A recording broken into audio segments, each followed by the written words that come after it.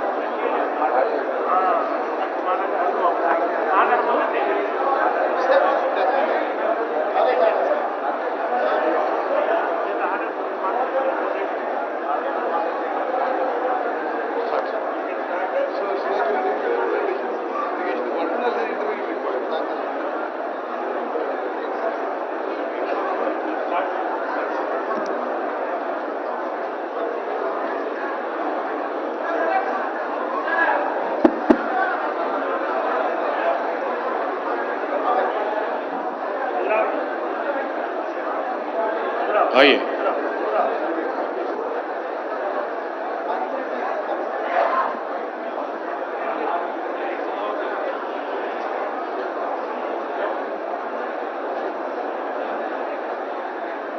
ఈరోజు గౌరవ ముఖ్యమంత్రి గారు రేవంత్ రెడ్డి గారు, గౌరవనీయులు సహచర మంత్రివర్గ పెద్దలు, భారీ నీటిపారుదల శాఖ మంత్రివర్యులు ఉత్తమ్ కుమార్ రెడ్డి గారు, అదేవిధంగా సిపిఐ ఫ్లోర్ లీడర్ పెద్దలు సాంబశివరావు గారు, ఎంఐఎంకు సంబంధించిన గౌరవ శాసన సభ్యులు, శాసన మండలి సభ్యులు, అదేవిధంగా పెద్దలు మంత్రివర్యులు తుమ్మల నాగేశ్వరరావు గారు, పెద్దలు కృష్ణారావు గారు, పెద్దలు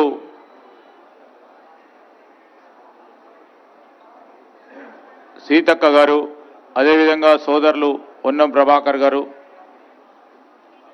శాసన మండలి గౌరవ సభ్యులు, గవర్నమెంట్ ప్రభుత్వ విప్ సోదరులకి, శాసన సభ్యులకి, శాసన మండలి సభ్యులకి అందరికీ కూడా హృదయపూర్వకంగా మా ప్రాంత వాసులందరి తరఫున హృదయపూర్వకంగా ఆహ్వానం పలుకుతూ, సోదరులు అడ్వైజర్ గారు నరేందర్ రెడ్డి గారు, అటువైపు కూర్చున్న రాష్ట్ర స్థాయి మీడియా ప్రతినిధులు, ఇరిగేషన్ డిపార్ట్మెంట్కి సంబంధించిన ప్రిన్సిపల్ సెక్రటరీ గారు,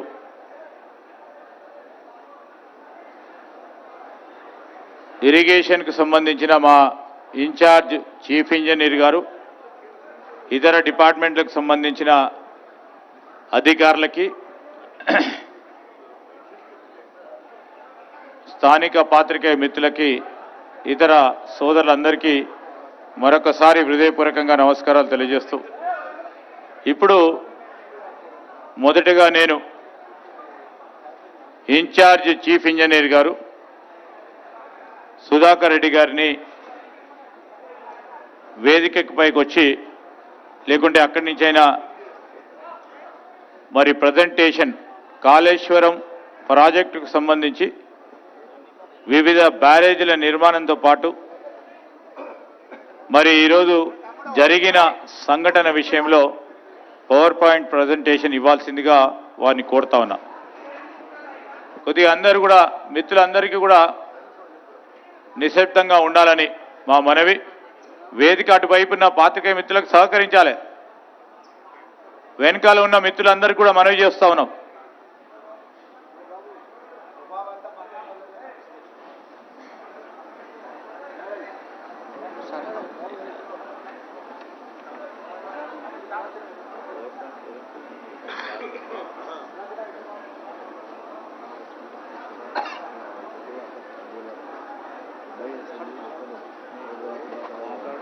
వేదికను అలంకరించిన గౌరవ ముఖ్యమంత్రి గారు, అలాగే అందరి మంత్రివర్యులు, ఎమ్మెల్యేలు, ఎంపీలు, అలాగే గౌరవ ఆఫీసర్లు, ప్రజాప్రతినిధులు అందరికీ కూడా నమస్కారం సార్.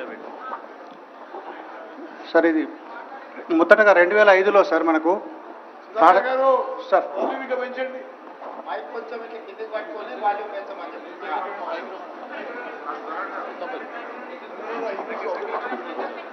సార్ మనకు 2005లో అప్పుడే ప్రభుత్వం మనకు డాక్టర్ బిఆర్ అంబేద్కర్ ప్రాణి సచివాల ప్రాజెక్ట్ అనేది మనకు కన్సెప్టలైజ్ చేశారు సార్. మొదటగా 16 తెలంగాణ ప్రాంతంలోని పాత 7 జిల్లాలలో 16,40,000 ఎకరాల ఆయకట్టుకు తాగునీరు మరియు ఇండస్ట్రియల్ వాటర్ అందించడానికి గాను 160 టీఎంసీని తుమ్మిడిహెట్టి దగ్గర బ్యారేజ్ నిర్మించి 152 లెవెల్తో మన అక్కడి నుంచి తరలింపు చేయడానికి కొరకు 38,500 కోట్లతో మొదటగా మనకు అడ్మినిస్ట్రేటివ్ అప్రూవల్ ఇవ్వడం జరిగింది సార్. తర్వాత దాన్ని మనం 7 లింక్స్ 28 ప్యాకేజ్ కింద డివైడ్ చేసి తర్వాత వర్క్స్ ప్రోగ్రెస్ చేసినాం సార్. తర్వాత మనం ఏంటంటే ఆ తుమ్మిడిహెట్టి ప్రాజెక్ట్ మనకు మహారాష్ట్ర మరియు అలాగే మన అప్పటి ఆంధ్రప్రదేశ్ కంబైన్డ్ స్టేట్లో ఉంది కనుక ఇంటర్ రాష్ట్ర స్టేట్లో వాళ్ళకి కొన్ని అంటే 152 లెవెల్ మనం ఏదైతే ప్రపోజ్ చేసినామో వాళ్ళ ఆయకట్ మన సబ్మర్జెన్స్ ఏరియా మనకు కొంచెం ఎక్కువ ఉండడం వల్ల వాళ్ళు కొంచెం రెసిస్ట్ చేశారు సార్. తర్వాత అంటే మనకు తర్వాత 160 టీఎంసీలలో సార్ మనకు drinking water 10 TMC for en route villages, అలాగే 30 TMC drinking water to twin cities of Hyderabad and Secunderabad, అలాగే 16 టీఎంసీలు ఇండస్ట్రియల్ వాటర్కి మనకు అప్పుడు అలొకేషన్ చేయడం జరిగింది సార్. తర్వాత సార్ మొత్తం మనం డాక్టర్ బిఆర్ అంబేద్కర్ ప్రాణహిత ప్రాజెక్టులో సార్ 36,257.83 కోట్లతో అగ్రిమెంట్ వాల్యూ చేసినాం సార్. అప్పటి పాత 7 జిల్లాలకు 16,40,000 ఎకరాల ఆయకట్టుకు మనము ఆయకట్టు ఇచ్చాం సార్. అయితే అప్పటి పవర్ రిక్వైర్మెంట్ వచ్చేసి మనకు 3,466 మెగావాట్లు అప్పుడు మనకు నిర్ణయించాం సార్. అలాగే ఆ ప్రాజెక్టు కట్టడానికి కొరకు మనము డిపిఆర్ కూడా మనం అప్పుడు సెంట్రల్ గవర్నమెంట్ సిడబ్ల్యూసీకి సబ్మిట్ చేసాం సార్. ఇన్ ప్రిన్సిపల్ క్లియరెన్స్ మనకు 4/2010లో అంటే ఏప్రిల్ 2010లో వచ్చింది సార్. అలాగే కొన్ని సిడబ్ల్యూసీ డైరెక్టర్స్ రేట్లో సెంట్రల్ సాయిల్ రీసెర్చ్ మెటీరియల్ కానీ కన్స్ట్రక్షన్ మెషినరీ కన్సల్టెన్సీ అలాగే కొన్ని వాటి డైరెక్టరేట్ నుంచి కూడా మనకు అనుమతి లభించింది సార్. అయితే మనకు వీటికి పబ్లిక్ హియరింగ్ చేయడం జరిగింది సార్ మనకు అప్పుడు అది సిడబ్ల్యూసీలో మనం భాగం క్లియరెన్స్కి. అయితే మనము అప్పటి ఆంధ్రప్రదేశ్ స్టేట్లో మనం పబ్లిక్ హియరింగ్ కండక్ట్ చేసినాం కానీ మహారాష్ట్రలో వాళ్ళ రెసిస్టెన్స్ వల్ల మనం కండక్ట్ చేయలేకపోయినాం సార్ అప్పుడు అది. సో అది అలాగే ఉండిపోయింది సార్. తర్వాత మనము సార్ ఇది 152 లెవెల్లో మనం అప్పుడు తుమ్మిడిహెట్టు బ్యారేజ్ కట్టినట్టయితే 5.09 టీఎంసీ మనకు స్టోరేజ్ ఉంటుంది సార్. కాకపోతే మనకు అప్పుడు 3,786 ఎకరాల మొత్తం ఎకరాల భూమి మనకు 152 లెవెల్లో సబ్మర్జెన్స్ వస్తుంది సార్. అంటే 85% మహారాష్ట్ర ఏరియా ఉంది, 15% మన ఆంధ్రప్రదేశ్ ఏరియా ఉంది సార్. సో వాళ్ళు అప్పుడు రెసిస్ట్ చేయడం వల్ల మనకు వాళ్ళు 148 లెవెల్ తీసుకున్నట్టయితే మీకు తక్కువ సబ్మర్జెన్స్ వస్తుంది కనుక మీరు 148 లెవెల్లో పెట్టుకోమని మనకు పదే ప్రతి మీటింగ్లోనూ వాళ్ళు మనకు చెప్పడం జరిగింది సార్. సో అలా దాని ప్రకారం తెలంగాణ ఫార్మేషన్ అంటే మన తెలంగాణ స్టేట్ ఫార్మ్ అయిన తర్వాత మంత్రుల లెవెల్లో కావచ్చు సార్, అధికారుల లెవెల్లో coordination committee meeting, inter state board meetings, various meetings మనకు జరిగినాయి సార్ అవి. సో అది అప్పుడు కూడా మనకు మీటింగ్లలో 152 లెవెల్ వద్దు 148 లెవెల్ తీసుకోండి అని చెప్పి పదే అని చెప్పడం జరిగింది సార్. అయితే మనం 148 లెవెల్ కనుక తీసుకున్నట్టయితే మనకు అక్కడ స్టోరేజ్ కెపాసిటీ తుమ్మిడిహెట్టి దగ్గర 1.85 టీఎంసీ మాత్రమే వస్తుంది సార్ అది.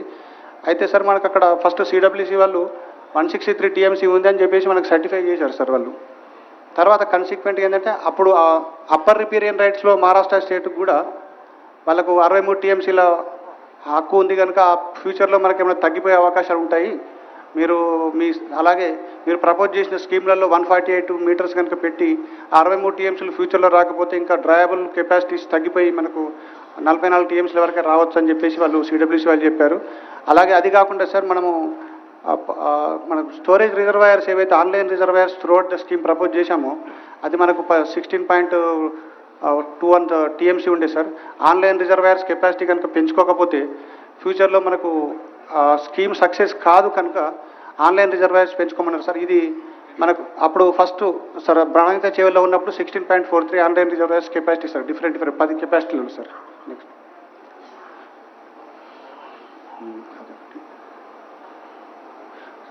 సార్ ఇది ఇంక్రీజ్ సార్ మనము తర్వాత అది 148 లెవెల్ వచ్చిన తర్వాత సార్ వాళ్ళు ఒప్పుకోకపోతే మనము ఆల్టర్నేట్ సోర్సెస్ చూడాలని చెప్పేసి అప్పటి గవర్నమెంట్ ప్రభుత్వం ఆర్డర్ చేసింది సార్. అలాగే దాని ప్రకారం మనము వ్యాప్కోస్కు దీన్ని డిపిఆర్ తయారు చేసి ఇన్వెస్టిగేట్ చేయమని ఆదేశాలు ఇవ్వడం జరిగింది సార్. దాని ప్రకారం వాళ్ళు ఇక్కడ లింక్ 1లో మనకంటే గోదావరి మీద 3 బ్యారేజ్లు, మన కాళేశ్వరం ప్రాజెక్టు అంటే మేడిగడ్డ, అన్నారం, సుందిలో దగ్గర 3 బ్యారేజ్లు 3 పంపులు కట్టేసి కట్టమన్నారు సార్. అయితే మొత్తం ఆన్లైన్ కెపాసిటీస్ రీఇంజనీరింగ్ తర్వాత 140 టీఎంసీకి పెరిగింది సార్ ఇది. Sir reasons for re-engineering sir మనం అప్పుడు అంటే ఫస్ట్ లింక్ 1 ఒకటి అంటే తుమ్మిడిహెట్టి నుంచి ఎస్వైపికి ఉన్న లింక్ 1 రీఇంజనీరింగ్ తర్వాత మనము మేడిగడ్డ నుంచి మనము అదే ఎల్లంపల్లికి మనం మార్చుకోవడం జరిగింది సార్. 3 బ్యారేజ్లు కట్టేసి ఇక్కడ అవైలబిలిటీ ఆఫ్ వాటర్ సిడబ్ల్యూసీ వాళ్ళు మనకు 286 టీఎంసీ ఉందని సర్టిఫై చేశారు సార్. సో దానివల్ల మనం ఇక్కడ అప్పుడున్న వ్యాప్కోస్ సంస్థ మనకి ఇక్కడ బ్యారేజ్లు కట్టమని డిపిఆర్ ఇవ్వడం జరిగింది సార్.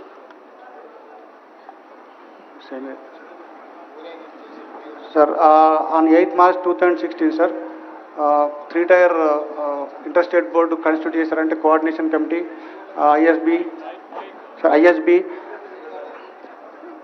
ఫామ్ చేశారు సార్, అంటే డిస్కస్ చేసుకోవడానికి కొరకు. తర్వాత 19th March 2000లో కోఆర్డినేషన్ కమిటీ మీటింగ్ అయింది సార్. అది అప్పుడు కూడా వాళ్ళు మహారాష్ట్ర అఫీషియల్స్ 148గా మాత్రమే పెట్టుకోమని పదే పదే కోరడం జరిగింది సార్. దాని ప్రకారం రీఇంజనీరింగ్ చేసుకొని ఇక్కడికి చేసుకున్నాం సార్. అది సార్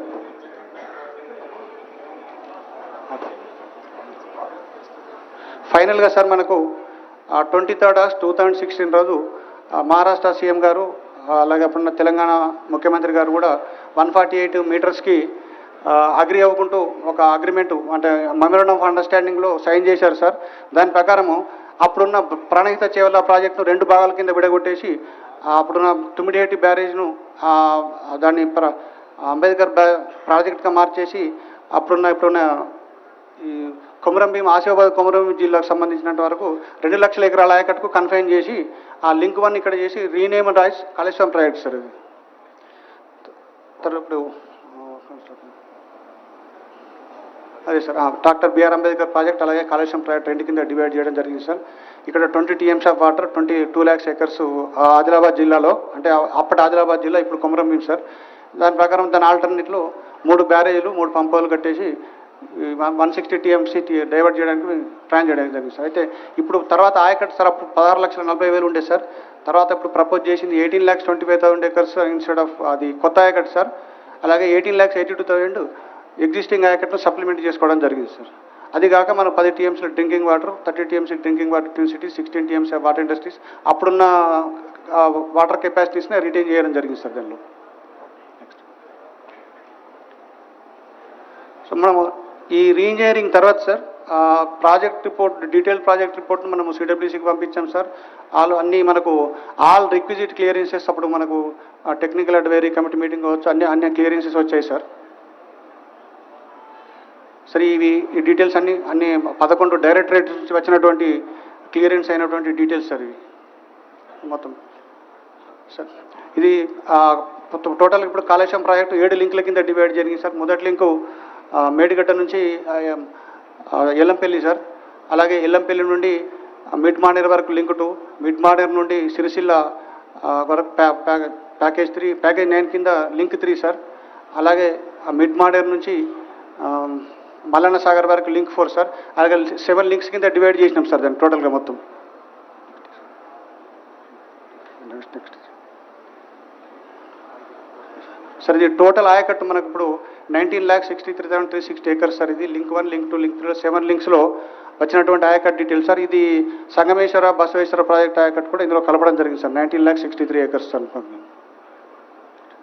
సార్ ఇవి 7 లింక్స్ సార్. ఇవి నెక్స్ట్ సార్ ఇది సార్ ఇవి 7 లింక్స్లో మనకు మొత్తం 13 పాతవి 13 కొత్తవి 13 జిల్లాలు సార్. 31 కాన్స్టిట్యున్సీలు కవర్ అవుతున్నాయి సార్. అలాగే లింక్స్ 7 లింక్స్, ప్యాకేజ్ 28, న్యూ ఆయకట్టు 19.63 lakhs, అలాగే స్టెబిలైజేషన్ ఆయకట్టు 18.82 lakhs sir. Total power requirement మనకి ఇప్పుడు కాళేశ్వరం ప్రాజెక్ట్కి వచ్చేసి సార్ 4,959 megawatts సార్. అంటే మనకు యూజ్ చేసేటప్పుడు 80% ఎఫిషియన్సీలో 3,967 megawatts మనకు మొత్తం ఒకసారి రన్ చేసినట్టయితే అంత పవర్ రిక్వైర్మెంట్ ఉంటుంది సార్. మనకు కాకపోతే అవసరాన్ని బట్టి మనం ఎక్కడ అవసరం ఉంటే బట్టి మనం వాడుకుంటుంటాం సార్. నెక్స్ట్ చెప్పండి సార్. వాటర్ డైవర్షన్లో మనము ఇంక్లూడింగ్ ఎస్ వైపు నుంచి 215 TMC, అంటే కాళేశ్వరం మెడిగడ్డ నుండి ఎస్ వైపు నుంచి 215 TMC సార్. అలాగే గ్రౌండ్ వాటర్ 25 TMCలు, టోటల్ మొత్తం 240 TMCలు మనం ఇప్పుడు ప్రపోజ్ చేశాం సార్ కాళేశ్వరం ప్రాజెక్ట్లో. చెప్పండి సార్. ఇప్పటివరకు సార్ మనము ఈ ప్రాజెక్టు కన్స్ట్రక్షన్ స్టార్ట్ అయిన తర్వాత ఇప్పటివరకు 98,570 acres ఆఫ్ కొత్త ఆయకట్టు సర్టిఫికేషన్ జరిగింది సార్. ఇప్పటివరకు ఇచ్చిన ఆయకట్టు ఎంత సార్? 98,570 acres sir. ఇప్పటివరకు మనం నీళ్ళు ఇచ్చింది కాళేశ్వరం ప్రాజెక్టు కింద 98,570 ఎకరాలు అంతేనా? కొత్త ఆయకట్టు సార్. కొత్తదే. ఎస్. కొత్తగా ఎంత ఖర్చు అయింది ఇప్పటికి సార్? 93,000 crores అయింది. ఇప్పటివరకు ఖర్చు పెట్టింది ఎంత ఒకసారి చెక్ చేసి చెప్పు. 93,872 crores సార్. ఇంకా ఎంత పేమెంట్స్ పెండింగ్ ఉన్నాయి? 3,600 crores పేమెంట్ ఉంది అంటే సార్. దాదాపుగా 97,000 కోట్ల రూపాయలు ఖర్చు పెట్టారు. ఇది ఇంక్లూజివ్ ఆఫ్ 3,600 సార్. అంటే టు బి పేడ్ కలుపుకొని ఇప్పుడు సార్ 94,000 కోట్లు ఖర్చు పెట్టింది ఇప్పటికి. Yes sir. అది 3,600 అందులో కలిపి ఉంది సార్. అదే కలుపుకొని అంటే 94,000 కోట్లు ఖర్చు అయింది ఇప్పటికి. Yes sir. 94,000 కోట్ల రూపాయలు కాళేశ్వరం ప్రాజెక్టు మీద ఖర్చు పెట్టి ఇప్పటి వరకు ఇచ్చిన ఆయకట్టు 98,570 ఎకరాలు సార్. అంతేనా? Yes sir. టోటల్ ఇంతే కదా, కొత్తగా ఏం ఆయకట్టు క్రియేట్ చేయలేదు కదా? ఇవ్వలేదు, ఆయకట్టుకు నీళ్ళు ఇవ్వలేదు సార్, ఇంతవరకు ఇచ్చాం సార్. మీడియా మిత్రులు ఇది ఒకటి నోట్ చేసుకోండి. స్పష్టంగా మీరు గందరగోళం చంద్రశేఖరరావు గారు 1,00,00,000 ఎకరాలకు నీళ్ళు ఇచ్చినా అని ఏదైతే చెప్పు వచ్చిండో ఇంతకాలం పచ్చి అబద్ధం. ఈ పవర్ పాయింట్ ప్రజెంటేషను గత ప్రభుత్వం పాజిటివ్గా చెప్పుకోవడానికి తయారు చేసిన పవర్ పాయింట్ ప్రజెంటేషన్. దాంట్లో మేము ఎలాంటి మార్పు చేయలే. చంద్రశేఖరరావు గారు ఏ విధంగా అయితే భ్రమలు కల్పించి తప్పుడు సమాచారాన్ని అంటే అవాస్తవాలను మనకందరికీ చొప్పించడానికి ప్రయత్నం చేసిండో టోటల్గా ఇప్పటి వరకు ఈ ప్రాజెక్టులో 19 లక్షల చిల్లర ఎకరాలకే ఆయకట్టుకు ఒకవేళ 100% ఇది పూర్తి అయితే వచ్చేది కొత్త ఆయకట్టు 19 లక్షల ఎకరాల చిల్లర. అంతేనా? అంతే సార్. ఎంత అది ఎగ్జాక్ట్గా నెంబరు? 19 లక్షల 19,63,000 సార్. 19,63,000. అంటే ఇప్పటి వరకు చెప్తాను, ఇప్పటి వరకు కేసీఆర్ గారు కాళేశ్వరం కట్టి 1,00,00,000 ఎకరాలకు నీళ్ళు ఇస్తున్నా అని చెప్పింది అబద్ధం. ఈ ప్రాజెక్టులో మొత్తం ప్రతిపాదించిందే 19,63,000 ఎకరాల గురించి. ఇప్పటి వరకు 94,000 కోట్ల రూపాయలు ఖర్చు పెట్టి నీళ్ళు ఇచ్చింది 98,570 ఎకరాలకు మాత్రమే. పవర్ ఎంత అవసరము? పవర్ బిల్ ఎంత అయింది ఇప్పటికి? 98,000 ఎకరాలకు ఇచ్చారు కదా. కరెంటు బిల్ ఎంత అయింది ఈ కాళేశ్వరం మీద పంపుల లిఫ్ట్కు? సార్ అది మనము పరాణం మనము కన్సాలిడేటెడ్గా పేమెంట్ చేస్తున్నాం సార్ వాళ్ళకి, ఎలక్ట్రిసిటీ బోర్డుకి. సార్ బడ్జెట్లో పరాణం 10,000 crores పెట్టి పేమెంట్ చేసి సంవత్సరానికి ఎంత అవుతుంది అని అంచనా ఇచ్చినప్పుడు 4,900 చిల్లర మెగావాట్స్ అవసరం ఉంది అన్నారు కదా సార్. ఒక సంవత్సరంలో ఈ పంపులన్నీ పనిచేస్తే మనకు అయ్యే మెయింటెనెన్స్ పవర్ ఛార్జెస్ ఎంత అవుతాయి అయ్యే అంచనా వేసి ఉంటారు కదా సార్. సార్ ఉంది సార్. ఒక్కసారి అది చూసి చెప్పండి. 10,000 కోట్ల పైన అవుతుంది అన్నది 10,500. మీడియా మిత్రులు అర్థం చేసుకోవాల్సింది కేవలం కరెంటు బిల్లులే ప్రతి సంవత్సరం 10,500 కోట్ల రూపాయలు కట్టాలి. ఇతర ప్రాజెక్టుల నిర్వహణ, బ్యాంకు లోన్లు, బ్యాంకుకు మిత్తి ఇవన్నీ లెక్కేస్తే దాదాపుగా 20,000 కోట్ల పైన ప్రతి సంవత్సరం 25,000 కోట్లు టచ్ అవుతుంది. 25,000 కోట్ల రూపాయలు ప్రతి సంవత్సరం ఖర్చు పెడితే 100% చంద్రశేఖరరావు గారు అనుకున్నట్టే ఈ ప్రాజెక్టు పూర్తి అయితే 19,63,000 ఎకరాలకు నీళ్ళు వస్తాయి. ఎప్పుడు దాదాపుగా 2.5 లక్షల కోట్లు అయితే ఈ ప్రాజెక్టు ఇప్పటికీ 1,00,000 కోట్లు ఖర్చు అయినాయి. 1,47,000 కోట్లకు అంచనాలు పెంచారు.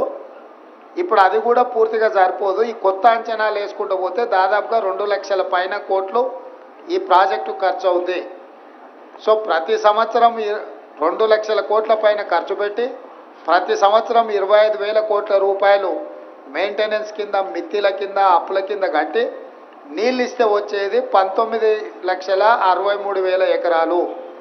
అంటే ఈరోజు వరకు పూర్తి స్థాయిలో అవాస్తవాలను చెప్పుకుంటూ అబద్ధపు ప్రచారాలు కల్పించుకుంటూ చంద్రశేఖరరావు గారు కాలం గడిపినరు. ఇదొక పాయింట్ అయితే ఇప్పుడు ఈ కట్టిన ప్రాజెక్టే కూలింది. ఇవన్నీ అంత సక్రమంగా జరిగి అంత కేసీఆర్ గారు ఇంతకుముందు పవర్ పాయింట్ ప్రజెంటేషన్లో చూపించినట్టు మొత్తం ఆ రకంగా ముందుకు పోయిన ఉండే పరిస్థితి ఇది. ఈరోజు అది కూడా లేదు. మేడిగడ్డ కుంగింది చూసిర్రు, అన్నారం సుందిల్లో కూడా ఇదే సాంకేతిక నైపుణ్యంతో కట్టిరు. అవి కూడా మనకు ఆల్రెడీ సీపేజ్లు అంటే లీక్ అయితేనే ఉన్నది వాటర్. కాబట్టి ఇక్కడ మీకు ఈ పవర్ పాయింట్ ప్రజెంటేషన్లో ఇంకేమన్నా ఉన్నదా ఫర్దర్ చూపించాల్సిన సుధాకర్? అంటే నార్మల్గా దీన్ని మెడిగడ్డ కంక్లూడ్ చేయి. అదైనాక కూలింది అవి ఉన్నాయి కదా, వాటి పిక్చర్స్, వీడియోస్ ఏమన్నా ఉంటే చూపించు.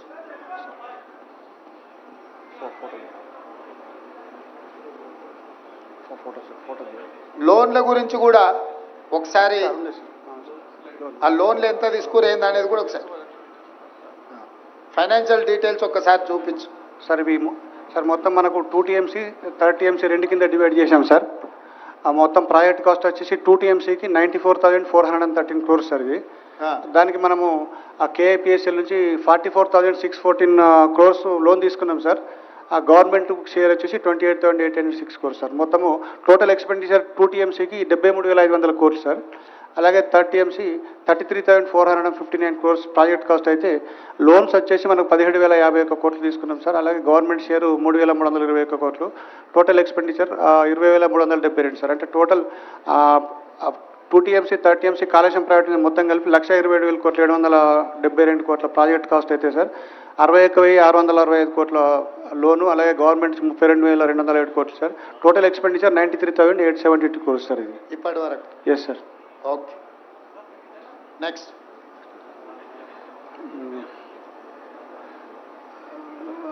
సార్ ఇవి మనము ఆ ప్రిన్సిపల్ అమౌంట్లో మనము ఇయర్ వైజ్ మనం తీసుకున్న లోన్స్ ఇంట్రెస్ట్ సార్ ఇవి. ఆ ప్రిన్సిపల్ అమౌంట్ అంటే ఇయర్ వైజ్ సార్ 1920, 2021, 21-22, 22-23లో ఇంట్రెస్ట్ మనం గ్రాండ్ టోటల్ ఉంది కదా. Yes sir. రెండు సంవత్సరానికి వచ్చే ఖర్చా 21,157 కోట్లు ఉంది కదా. అది టోటల్గా సార్ 5 years సార్ అది మొత్తం టోటల్గా. అంటే 1920 నుంచి 23-24 వరకు మనము అది principal paid amount sir. Paid principal amount interest sir. Okay, మంచి. ఈ ల్యాండ్ ఎక్విజిషన్ సార్ ఇప్పుడు మనము టోటల్ ల్యాండ్ రిక్వైర్డ్లో మనం 97,477 ఎకరాలు మనకు మొత్తం ల్యాండ్ ఎక్విజిషన్ అవసరం ఉంది సార్. అందులో 66,190 ఎకరాలు అక్వైర్ చేసినాం సార్. దాంట్లో balance land to be acquired ఇంకా 31,200 ఎకరాలు చేయాలి. ఫండ్స్ రిక్వైర్డ్ ఫర్ బ్యాలెన్స్ వెళ్ళి 5,438 కోట్లు కావాలి సార్. అలాగే ఐపీ క్రియేషన్కి వచ్చేటప్పటికి మనకు టోటల్ కంటెంప్లేటెడ్ ఆయకట్టు 19,63,360 ఎకరాలు సార్. ఆయకట్టు క్రియేటెడ్ 98,570 సో ఫార్. బ్యాలెన్స్ ఆయకట్టు క్రియేటెడ్ 18,64,790 సార్. సో దానికి funds requirement sir. Creation of balance contemplated ఆయకట్టుకు చేయాలంటే మనకి ఈ అవైలబుల్ ఐపీ క్రియేషన్ అని ఇచ్చినావు కదా sir. Total ayacut contemplated 19,63,360 acres. అవును సార్. Ayacut created 98,570 acres. అవును సార్. బ్యాలెన్స్ ఆయకట్ వచ్చేసి 18,64,790. అవును సార్. అంటే మిగతా వర్క్ అంతా పూర్తి చేస్తే గానీ ఆ 18 లక్షల ఎకరాలు మనం ఇయ్యలేము. అవును సార్. ఇది అఫీషియల్ లెక్కనే కదా. అవును సార్. మీడియా మిత్రులు ఈ పాయింట్ను నోట్ చేసుకోండి. అంటే మనకు ఇప్పుడు అంటే ఇప్పటి వరకు కేసీఆర్ గారు 1,00,00,000 ఎకరాలు కాళేశ్వరం కట్టి 1,00,00,000 ఎకరాలకు నీళ్ళు ఇచ్చినా అని ఏదైతే చెబుతూ వచ్చిండో, 1,00,00,000 కాదు కదా 1,00,000 ఎకరాలకు కూడా నీళ్ళు ఇవ్వలేదు. 1,00,00,000 కోట్లు ఖర్చు అయినాయి, 1,00,00,000 ఎకరాలకు నీళ్ళు ఇవ్వలేదు. ఇది వాస్తవం. Okay, next. సరే సరే సార్. ఇది కాళేశ్వరం ప్రాజెక్టులో బాగా కట్టినట్టు Medigadda barrage over view sir ఇది. ఓకే, ఇది లింక్ 1 సార్. మనం కాళేశ్వరం నుంచి ఆ గ్రావిటీ కెనాల్ ద్వారా అన్నారం బ్యారేజ్, సుందిల్లా బ్యారేజ్, అలాగే ఎల్లంపల్లి 3 లింక్ 1 సార్ అది. సార్ ఇవి అంటే టెక్నికల్ డీటెయిల్స్ బ్యారేజ్ సార్. ఇవన్నీ అంటే రాఫ్ట్ లెంత్లు, లెవెల్స్ అవన్నీ ఉన్నాయి సార్. నెక్స్ట్ సార్ అంటే మనకి క్రోనలాజికల్ ఈవెంట్స్ అంటే మనం మేడిగడ్డ కట్టినప్పటి నుంచి ఇప్పటి వరకు జరిగినటువంటి ఈవెంట్స్ సార్. ఇవి ఇన్సిడెంట్ జరిగింది సార్. అంటే ఇప్పుడు మనకు ఆ రోజు October 21 రోజు ఫస్ట్ మనకి 19, 20, 21 ఆ పియర్లు సింక్ అవ్వడం జరిగింది సార్. అది మనకు అప్పుడు మొత్తం ఎన్ని పిల్లర్స్ ఉన్నాయి దీంట్లో ఇప్పుడు మేడిగడ్డలో? మొత్తం 85 వెంట్స్ సార్. మొత్తం 85. Yes sir. ఎన్ని యూనిట్ల కింద ఉంది 85లో? ఎన్ని బ్లాక్స్ కింద ఉంది? మొత్తం 8 బ్లాక్స్ ఉన్నాయి సార్. 8. Yes sir. 85 పిల్లర్లు, 8 బ్లాక్లు సార్. ఇప్పుడు ఏ బ్లాక్? 7th బ్లాక్ ఇప్పుడు మనం పోయి చూసింది. అవును సార్. 7th బ్లాక్ లో పిల్లర్లు కుంగిపోయినాయి. అవును సార్. అంతే కదా. అంతే. కారణం ఏంది? కారణాలు అంటే మనం ఇప్పుడు కొన్ని టెస్టులు చేస్తున్నాం సార్. మనము దాన్ని రూట్ కాజ్ ఏందో ఫైండ్ అవుట్ చేయడానికి వరకు జీపీఆర్ టెస్టులని, తర్వాత ఈఆర్టీ టెస్టులు బ్లాక్ 7కు కంప్లీట్ అయినాయి సార్. ఇంకా బ్లాక్ 6 and 8 కూడా ఒక 3-4 డేస్లో కంప్లీట్ అవుతాయి సార్. వాటిని అనాలిసిస్ చేసిన తర్వాత మనకు అసలు దాని రీజన్స్ ఏమైనా శాండ్ మైన్ అయిందా లేకపోతే ఏమైనా ఫెయిల్యూర్ అయిందా మనకు తెలుస్తుంది sir. National dam safe authority ఒక నివేదిక ఇచ్చింది కదా, అందులో ఏం రాసిండ్రు సార్? వాళ్ళు కొన్ని ఫైండింగ్స్ ఇచ్చారు సార్. వాళ్ళు ఏమిచ్చిండ్రు సార్? ఒకటి వాళ్ళు ఫస్ట్ ఒక 20 వాళ్ళు వచ్చిన తర్వాత 20 లిస్ట్ ఇచ్చారు సార్. ఐటమ్స్ ఈ డేటా ఇవ్వమని చెప్పారు సార్. అందులో మనకు కొంత డేటా ఇచ్చారు సార్. పాసిబుల్ అన్ని డేటా ఇచ్చేశారు. సార్ వాళ్ళ ఆబ్జర్వేషన్లో సార్ పియర్స్ combination of issues involving planning, design, quality control, operation and maintenance లోపల కొన్ని రీజన్స్ ఉన్నాయని చెప్పేసి పాయింట్అవుట్ చేశారు సార్. అలాగే primary reason for the failure is the settlement of the raft which could be due to various reasons including failure of upstream secant pile due to barrage load. అంటే upstream second పైల్లో barrage కనుక load increase అయిపోయి కింద ఏమైనా జరిగినప్పుడు uplift లేకపోతే అది కూడా ఒక రీజన్ కావచ్చు అని చెప్పి చెప్పారు సార్. అలాగే construction deficiency due to lack of stringent quality control అని అన్నారు సార్ వాళ్ళు. అంటే కన్స్ట్రక్షన్ లో నాణ్యత లోపం అన్నట్టే కదా దాని అర్థం. ఎస్ సార్, ఉండొచ్చు అనే అవకాశం అన్నారు సార్. అది కూడా కారణం కావచ్చు అని అన్నారు సార్. అదే తర్వాత అబ్జర్వేషన్ సంథింగ్ కాబట్టి ఇన్ని ఉన్నాయి సార్. ద బ్యారేజ్ హ్యాస్ బీన్ ఎప్పుడు గుర్తించారు దీంట్లో? ఇప్పుడు 2023 నువ్వు మీరు రాసిన డేట్ ప్రకారము వెనక్కి వెళ్ళండి ఒక్కసారి. లేదు ఇప్పుడు మీరు ఫస్ట్ గుర్తించిన మనం రాసింది కదా 24th October 2023 కదా. 21 October sir evening. 21st October ఇదైంది, 24th October అన్నారు కదా సార్. 2020లోనే ఇది ప్రాబ్లం ఉందని లెటర్ రాసింది ఉంది కదా, దాని వివరాలు ఏడున్నాయి సార్? అది మనము ఫస్ట్ వాటర్ ఇంపోర్ట్ చేసిన తర్వాత 2020లో మనకు 10,68,000 అరౌండ్ క్యూసెక్స్ డిశ్చార్జ్ వచ్చింది సార్. అయితే అప్పుడు కంటిన్యూస్గా మనకు రెయిన్స్ రావడం జరిగింది, ఫ్లడ్ కూడా ఫ్లో అయినప్పుడు మనము నార్మల్గా గేట్లన్నీ ఫ్రీ ఫ్లో కండిషన్లో పెడతాం సార్. బోత్ సైడ్స్ మొత్తం లిఫ్ట్ చేసి పెట్టుకుంటాం sir. Up stream down stream రెండు ఫేస్లు సేమ్ ఉంటాయి సార్. అప్పుడు అక్కడ మనము డౌన్ స్ట్రీమ్ ప్రొటెక్షన్ వర్క్స్ అంటే సీకెంట్ పైల్ వేసిన తర్వాత డౌన్ స్ట్రీమ్ ప్రొటెక్షన్ వర్క్స్ అంటే ఫ్లెక్సిబుల్ ఆపరాన్స్, సీసీ బ్లాక్స్, ఫిల్టర్లు వేసి పెడతాం సార్ అప్లిఫ్ట్ ప్రెషర్ రిలీఫ్ కావడానికి కొరకు. సో అవి ఆ బ్లాక్స్ 2020లో ఏదో సమస్య ఉందని మీరు ఎల్ఎన్టీకి లేఖ రాసింది కదా. అదే సార్, ఈ బ్లాక్స్ మనకు వాష్అవుట్ అయినాయి సార్ ఆ విలాసితోని. అవి రెక్టిఫై చేయమని చెప్పి అప్పుడున్న అధికారులు రాయడం జరిగింది సార్. Okay, next. అంటే ఈ సమస్య 2020లోనే గుర్తించి లేఖ రాసి అధికారులు ఎల్ఎన్టీకి చెప్పడం జరిగింది. ఎస్ సార్, దీంట్లో సమస్య ఉన్నదని. అవును సార్. దాన్ని రెక్టిఫై చేసుకోకుండా అట్లే ముందుకెళ్ళా 2023కి వచ్చే వరకల్లా కుంగిపోయే పరిస్థితి వచ్చింది, అంతే కదా. నెక్స్ట్ అంటే సార్ ఇంకా ఫర్దర్ అబ్జర్వేషన్స్లో the barrage has been designed as a floating structure but constructed as a grid structure taking downstream cut off up to impervious strata ఆల్టరేట్ and uplift pressure due to blocking surface. అంటే వాళ్ళు ఇంపర్వియల్ స్టాటా దాకా తీసుకుపోయినారేమో అని వాళ్ళకు ఒక అనుమానం sir. అంటే data వాళ్ళు ఫస్ట్ ఇనిషియల్గా ఇచ్చిన రిపోర్ట్లో. తర్వాత dam owners have not maintain the cement concrete blocks అది లాంచింగ్ అప్రాన్స్. అంటే మనం ఇంతకుముందు డిస్కస్ చేసింది సార్, మీరు అడిగారు కదా సార్. అది ఆ బ్లాక్స్ మనకు డిస్ప్లేస్ అయిపోయి కొన్ని వాష్ అవుట్ అయిన దాంట్లో కూడా వాళ్ళు సరిగా మెయింటైన్ చేయలేదు తర్వాత కన్సిక్వెంట్గా అని చెప్పేసి అడిగారు సార్. తర్వాత non compliance of dam safety act 2021 in pre and post monsoon inspection to check for unusual behaviour. Next తర్వాత అప్పుడు ఉన్న స్పెషల్ చీఫ్ సెక్రటరీ గారు అవి మీరు కొంచెం మాకు టైం ఇవ్వాలి, డేటా ఇస్తామని చెప్పి అన్నారు సార్. తర్వాత అవన్నీ మీరు ఏదైతే అబ్జర్వేషన్ చేశారో మీరు ఫుల్గా టెస్ట్ చేసి అసర్టైన్ చేసుకున్న తర్వాత కామెంట్ చేస్తే బాగుంటుంది సార్. మీరు వీల్ ఆల్సో టేక్ దట్ అని చెప్పి మనకు ఒక లెటర్ రాశారు సార్ అప్పుడు. తర్వాత ఈ తర్వాత మనము ఇన్వెస్టిగేషన్ కూడా ఎల్ఎన్టీ వాళ్ళు కూడా ఇన్వెస్టిగేషన్ స్టార్ట్ చేశారు సార్. అది చెప్పినటువంటి జిఆర్పి, ఈఆర్పి టెస్టులు, తర్వాత జీపీఆర్ టెస్టులు కూడా కండక్ట్ చేయడం జరిగింది సార్. ఒక 1 week 10 daysలో దాని యొక్క అనాలిసిస్ చేస్తే మనకు కొంచెం రీజన్స్ వచ్చే అవకాశాలు ఉంటాయి సార్. నెక్స్ట్ ఎన్డిఎస్ఏ వే ఫార్వర్డ్స్ అంటే the project designs and drawings need to be examined along with the results of geotechnical and geoengineering. అంటే వీళ్ళు అంటే నెంబర్ ఆఫ్ పాయింట్స్ అని ఇచ్చారు sir. Considering the commonalities and likelihood of the piping failure of the blocks resulting in similar failure in very much possible, therefore all piers and rafts of the barrage must be surveyed. అంటే మొత్తం టెస్టులు చేయండి. అది వచ్చిన తర్వాత మనము దాని తర్వాత వాటర్ కూడా స్టోర్ చేయొద్దు అంటిల్ ఫర్దర్ ఆర్డర్స్. దాన్ని రెక్టిఫికేషన్ చేసేంత వరకు ఏం చేయకండి అని చెప్పి వాళ్ళకు ఇన్స్ట్రక్షన్స్ ఇచ్చారు సార్. తర్వాత crack should be mentioned through standard method.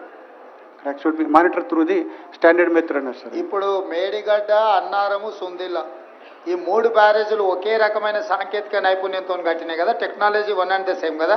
ఒకటే సార్, వేరే ఏం లేదు సార్. ఒకే రకమైన టెక్నాలజీ. Yes sir. సో ఇప్పుడు ఇక్కడ వచ్చిన ప్రాబ్లం అన్నారంలో, సుందిల్లలో కూడా రావడానికి ఉంది కదా. అంటే సార్ ఇప్పుడు అక్కడ కూడా చిన్న అబ్జర్వేషన్ చేసేటప్పుడు గ్రౌడ్ చేశారు సార్. కొంతవరకు గ్రౌడ్ చేయడం వల్ల సేఫ్గా ఉండిపోయింది సార్. అది కొంత అంటే ఇప్పుడు నువ్వు సీపేజ్ వచ్చింది, దాన్ని ఏదో చేసి రిపేర్ చేసినావు. Yes sir. కానీ ఏమీ రాకుండా అయితే లేదు కదా. లేదు సార్. రేపు భవిష్యత్తులో ఇప్పుడు మనకు మేడిగడ్డలో నీళ్లు నింపలేదు, మొత్తం వదిలేసినాం కదా. Yes, sir. అన్నారంలో నీళ్లు నింపినామా, నింపునే తీసేసినామా? మొన్న తీసేసాను సార్. కొంత డెడ్ స్టోరేజ్ 5 TMC ఉండే సార్, అది కూడా మొన్న అంటే అప్ స్ట్రీమ్ టెస్ట్ చేయడానికి వరకు తీసేసినాం sir.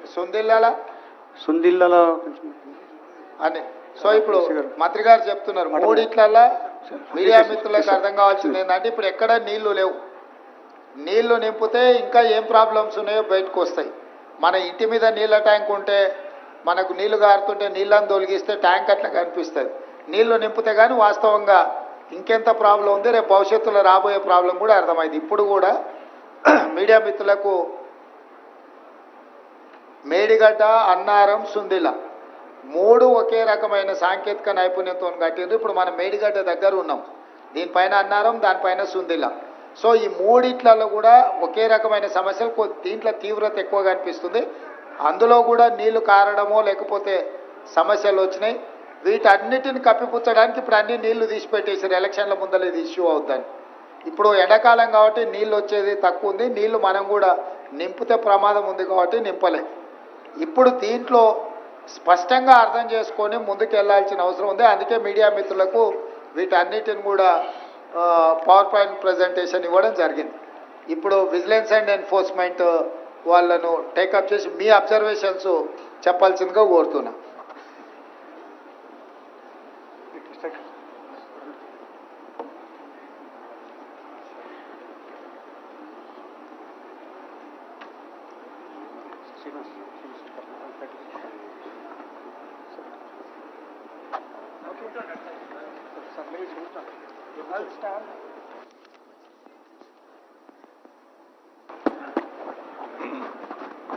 Thank you. Sir, good afternoon. Honorable CM Garu, all the senior ministers, members of the Legislative Assembly and the August Assembly, all the people available here. I'm Rajiv Ratan. I'm DG Vigilance Enforcement for the state, and I'm making a tiny little report on the Medigadda barrage incident, what exactly happened and how we see things in our investigation. I'll be assisted by Mr. Sudarshan Reddy, who is executive engineer with me. I'll start the report, sir, if you permit. So this is a brief overview. It's a key component of the Kaleshwaram project, aimed at enhancing the irrigation, drinking water supply and water needs across Telangana. And I have 2 photos, one showing the Medigadda barrage and while the Medigadda barrage is under construction. Now the dam incident happened on 21/10/23. There was settlement of some piers of the Medigadda barrage and that was reported at 6:20 p.m.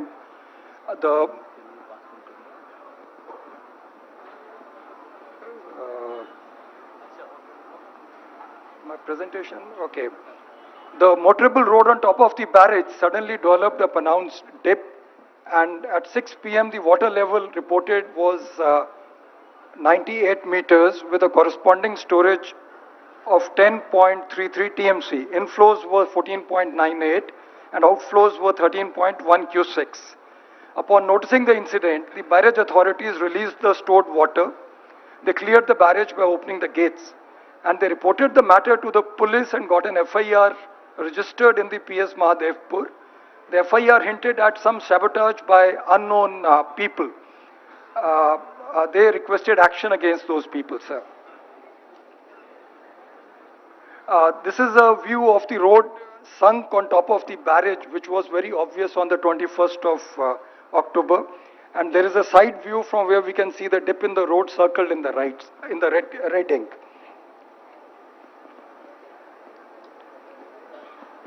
This is a little video I have inserted showing the crack which we have seen today in the afternoon, sir. It will also in the end show the dip in the floor.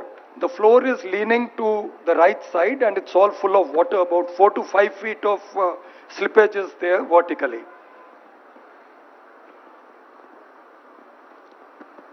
Hello. Rajiv ji, all these photos and videos, please release to the press directly. Yes, sir, I'll do that, sir. Okay.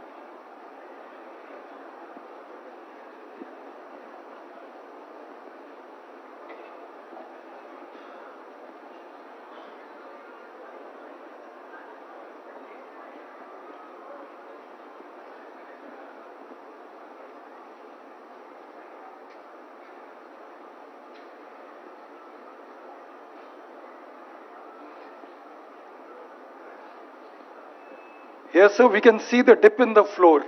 The entire water logging is on the right side. So it's about 4.5 feet dip there. And these are the cracks in the floor. They have been patched now, sir, but the cracks are still visible. They are there.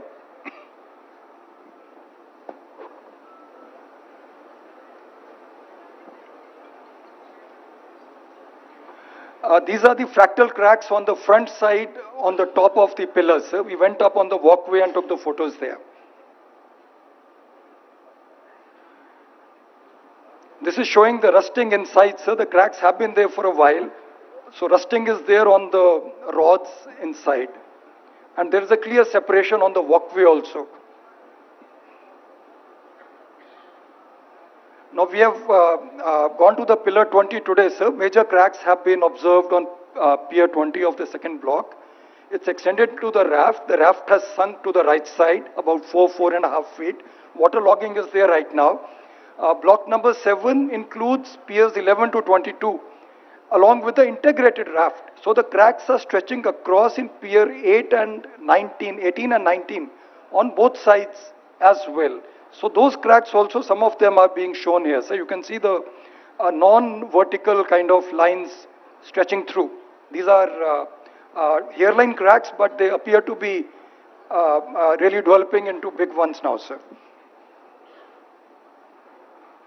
Now, sir, this is the same thing which the 𝘲𝗂𝗍 has already said. So I'll not repeat this. I'll just jump to the next slide, sir. Now here, sir, we had the initial sanctions.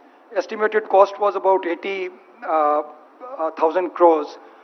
And for Medigadda was 1853. And then there was a sanction of 2591 crores for Medigadda on 1316. Then L&T was the lowest bidder with the JV. And contract stipulated that the work has to be done by 26/8/2016. Medigadda barrage had several revisions in the administrative approvals. I have a timeline chart in the end, sir, so I'll show whole thing there. Contract value has been rising from 1849 crores all the way to 4321 crores, which is about a 35% increase, sir. And the Kaleshwaram project's design capacity is 180 TMC per annum, that is 90-day working cycle, against the old project Pranita Chavela's of 160 TMC. But the actual water lifted in the last 5 years I've shown in the table, sir. So the total water lifted in 1920 is 34%. That is, we lifted 61% of 180 TMC capacity. After that, there has been a reduction. Next year it was 31 TMC, 33 TMC, and in 23-24 we have done 8.9. So if we take the average percentage, total lift has been done for 18.04% of the installed capacity of 180 TMC. So over the 5 years, we have not yet achieved the 180 TMC installed capacity here. It's only 162.36. Rajivji, 23-24 they have lifted only 8.9 TMC. That's right, sir. Out of 180. Yes, sir. So every year almost 180 TMC is the proposed thing. They have lifted 23-24 8.9 TMC. They have lifted 23-24, 22-23. Come on. మళ్ళొకసారి చూపించండి, అదే పెట్టండి screen మీద. 25 TMC, 21-22లో 33 TMC, 20-21లో 31 TMC, 19-20లో 61 TMC. These are the water yes, they have sir. lifted. Water they have lifted, sir. So media మిత్రులకు వాళ్ళు ప్రతి సంవత్సరం ఎంత నీళ్లు లిఫ్ట్ చేసిండ్రో అక్కడ ఉన్నది మూడో కాలంలో. ఫస్ట్ దాంట్లో ఇయరు, రెండో దాంట్లో ఈ కెపాసిటీ ఆఫ్ టీఎంసీ, మూడో కాలంలో ఏ సంవత్సరం ఎంత లిఫ్ట్ చేసిండ్రో అక్కడ ఉంది. సో 5 ఏళ్ళ కలిపి కూడా మొత్తం కలిపి 162 TMC ఎత్తలే. ప్రతి సంవత్సరం 180 TMC ఎత్తుతామని కట్టి 1,00,000 కోట్లు ఖర్చు పెట్టి ఇప్పటికీ ఈ పోయిన సంవత్సరం అయితే 8 TMC. సో అంటే 4% యువతల పర్సంటేజ్ రాసిండ్రు. ఒక సంవత్సరం 4.9%, ఒక సంవత్సరం 14%, ఇంకో సంవత్సరం 18%, ఒక సంవత్సరం 17%, ఇంకొక సంవత్సరం 34%. సో ఏ సంవత్సరం కూడా ప్రతిపాదించిన దాంట్లో వాళ్ళ సక్సెస్ రేషియో ఏముందో దీన్ని బట్టి అర్థం చేసుకోండి. Next.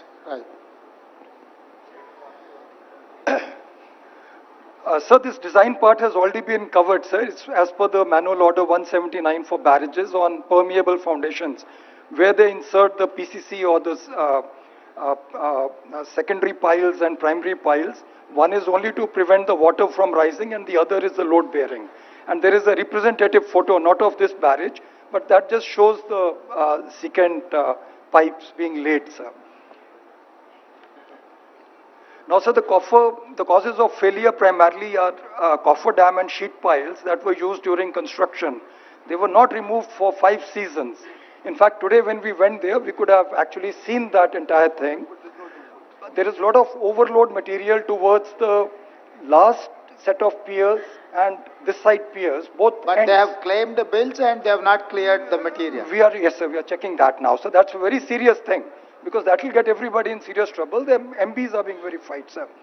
Okay. Now, that is going to reflect a lot of water from the edges towards a specific set of piers which are going to be doubly impacted. There is going to be a water punch impacting them. A lot of extra water is going to flow into those pillars and piers, and they are going to be seriously inundated with high-speed water. That water should have been actually distributed across the entire riverbed upstream, sir. So that problem is there. Second, the recommendations of the 3D model study to trim the upstream, downstream overburdens. That is the debris that's there. That was never followed. It was never cleared. Some of it is still lying there, sir. In fact, some of it is bedrock. It's probably some soft rock only. It's not granite, sir, but it should have been cleared off. The connection between the cut-off walls and the raft may not have been cast according to the approved drawings. So there is some potential damage which would have occurred due to the undermining of the raft itself, sir. Then observations of physical cracks between pier number 16 to 21 of block 7 suggest that there is a shear failure of the raft due to loss of the supporting material under the raft. So the water has actually flowed under the raft, carried the sand away, sir. So sand has moved off and the free flow water is there. Those I'll show you in the next 2-3 slides, sir. Now this is the old coffer dam. This is being dismantled. Part of it is still there. This was all done in January, February of 2024. These are very recent photos. This photo probably is of last week only, sir. So they have cut the whole thing and carried off most of the material. This is towards the block number 8, the last block, sir. The same photos of the sheet piles which are being dismantled now, sir. So you'll see somebody cutting with the gas and all.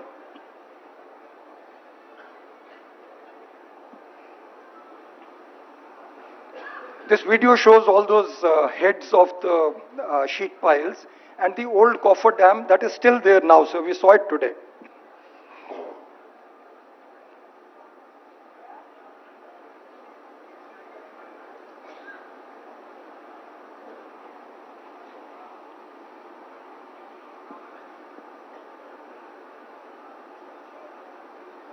So coffer dam contributes to uneven flow of water, sir. So some of the areas get inundated much more. There is high-speed water there. And some areas are left brand new. They don't even get any water in those gates and blocks, sir. Now, sir, I'll come to the CC blocks. You can see when the barrage was being constructed on the top left photo, the CC blocks are being laid and the spillways are being constructed. On the right side also we say the same thing. The wiring is being installed, stone blocks are being put, and this will be covered by the CC blocks. They are basically energy dissipation devices. So when there is high speed water flow, it is very turbulent and it is like a cutting force that can actually cut through the sand, and also to protect the bedrock and the sand underneath. These blocks are the coverage or the coating on top. And these blocks keep getting damaged, washed away, they keep getting impacted by high speed water. Like even in a village well, sir, we have seen over many years, the stones start getting eroded. So something like that happens here on daily basis. When the gates are opened, that much water will flow. So these blocks are put in place basically to protect the front side of the barrage. And once these blocks get damaged, every year they are supposed to be replaced. And repair and all that work needs to be done. New blocks are cast and they are inserted, sir. You can see on the bottom right side, there is a crane installing the blocks. The blocks have hooks in them. They are normally 1.5 meter by 1.5 meter by 90 centimeters. That's the normal size of the blocks installed. Now, sir, I'm comparing the three barrages. We see Anaram barrage on top. It's a Google map. Right side from the Google map, we can see the blocks. They are visible, but there is damage to the blocks. It is not continuous. Krinda, we have taken photographs standing there. You can see the condition of the blocks on both sides. These blocks are one of the major reasons, their lack of maintenance, why the sand underneath got dug up.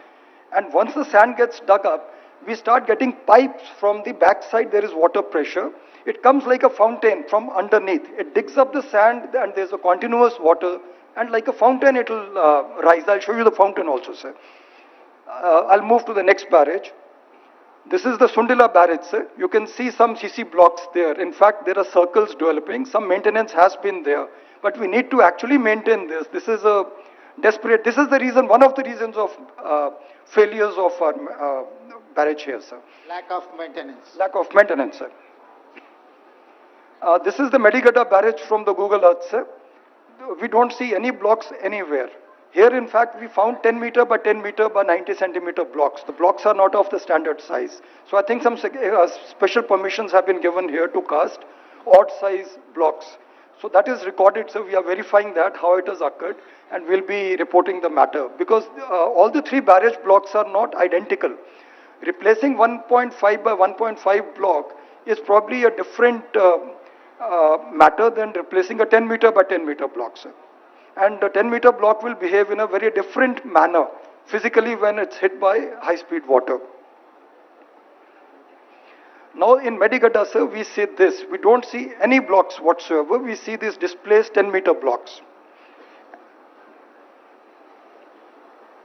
The kind of mosaic of blocks we saw in Anaram and Sundila is not visible here, sir.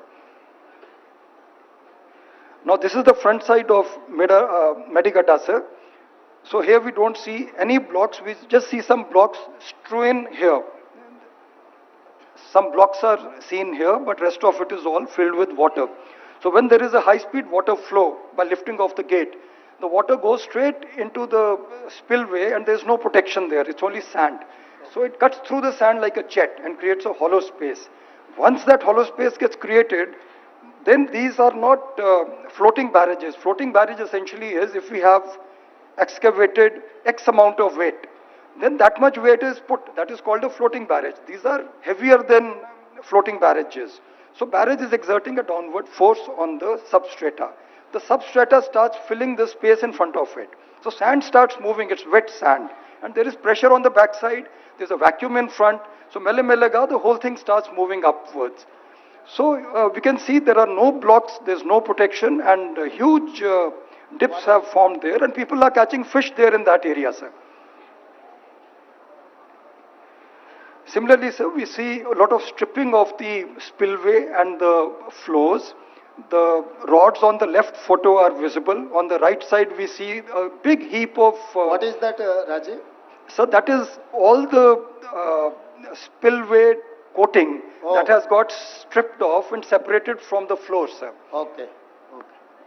On number 20 pillar, sir, we saw the floor sunk to the right side.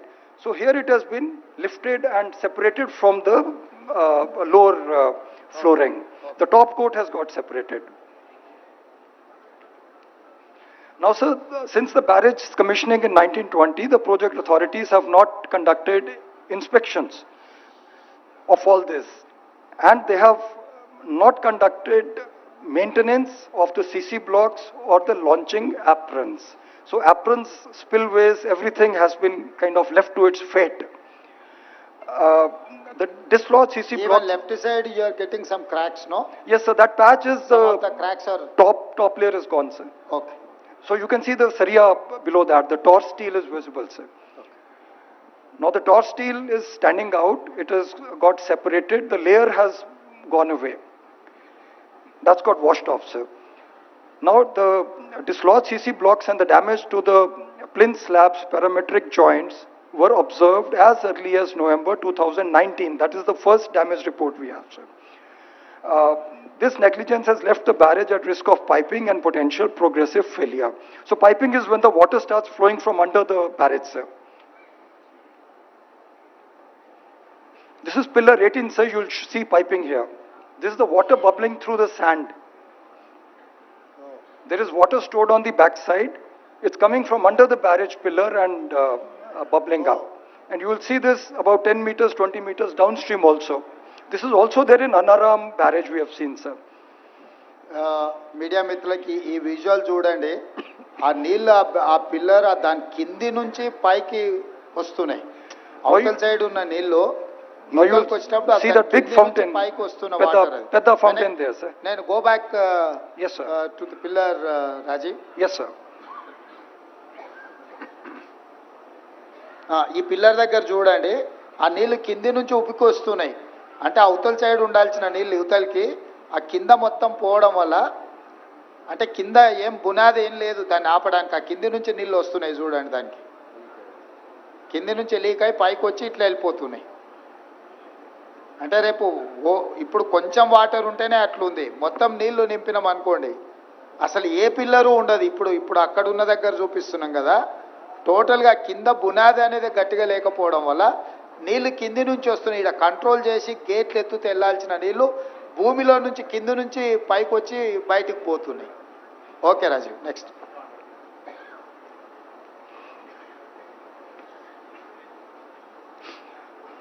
Now, sir, the department has issued multiple notices for repairs, sir.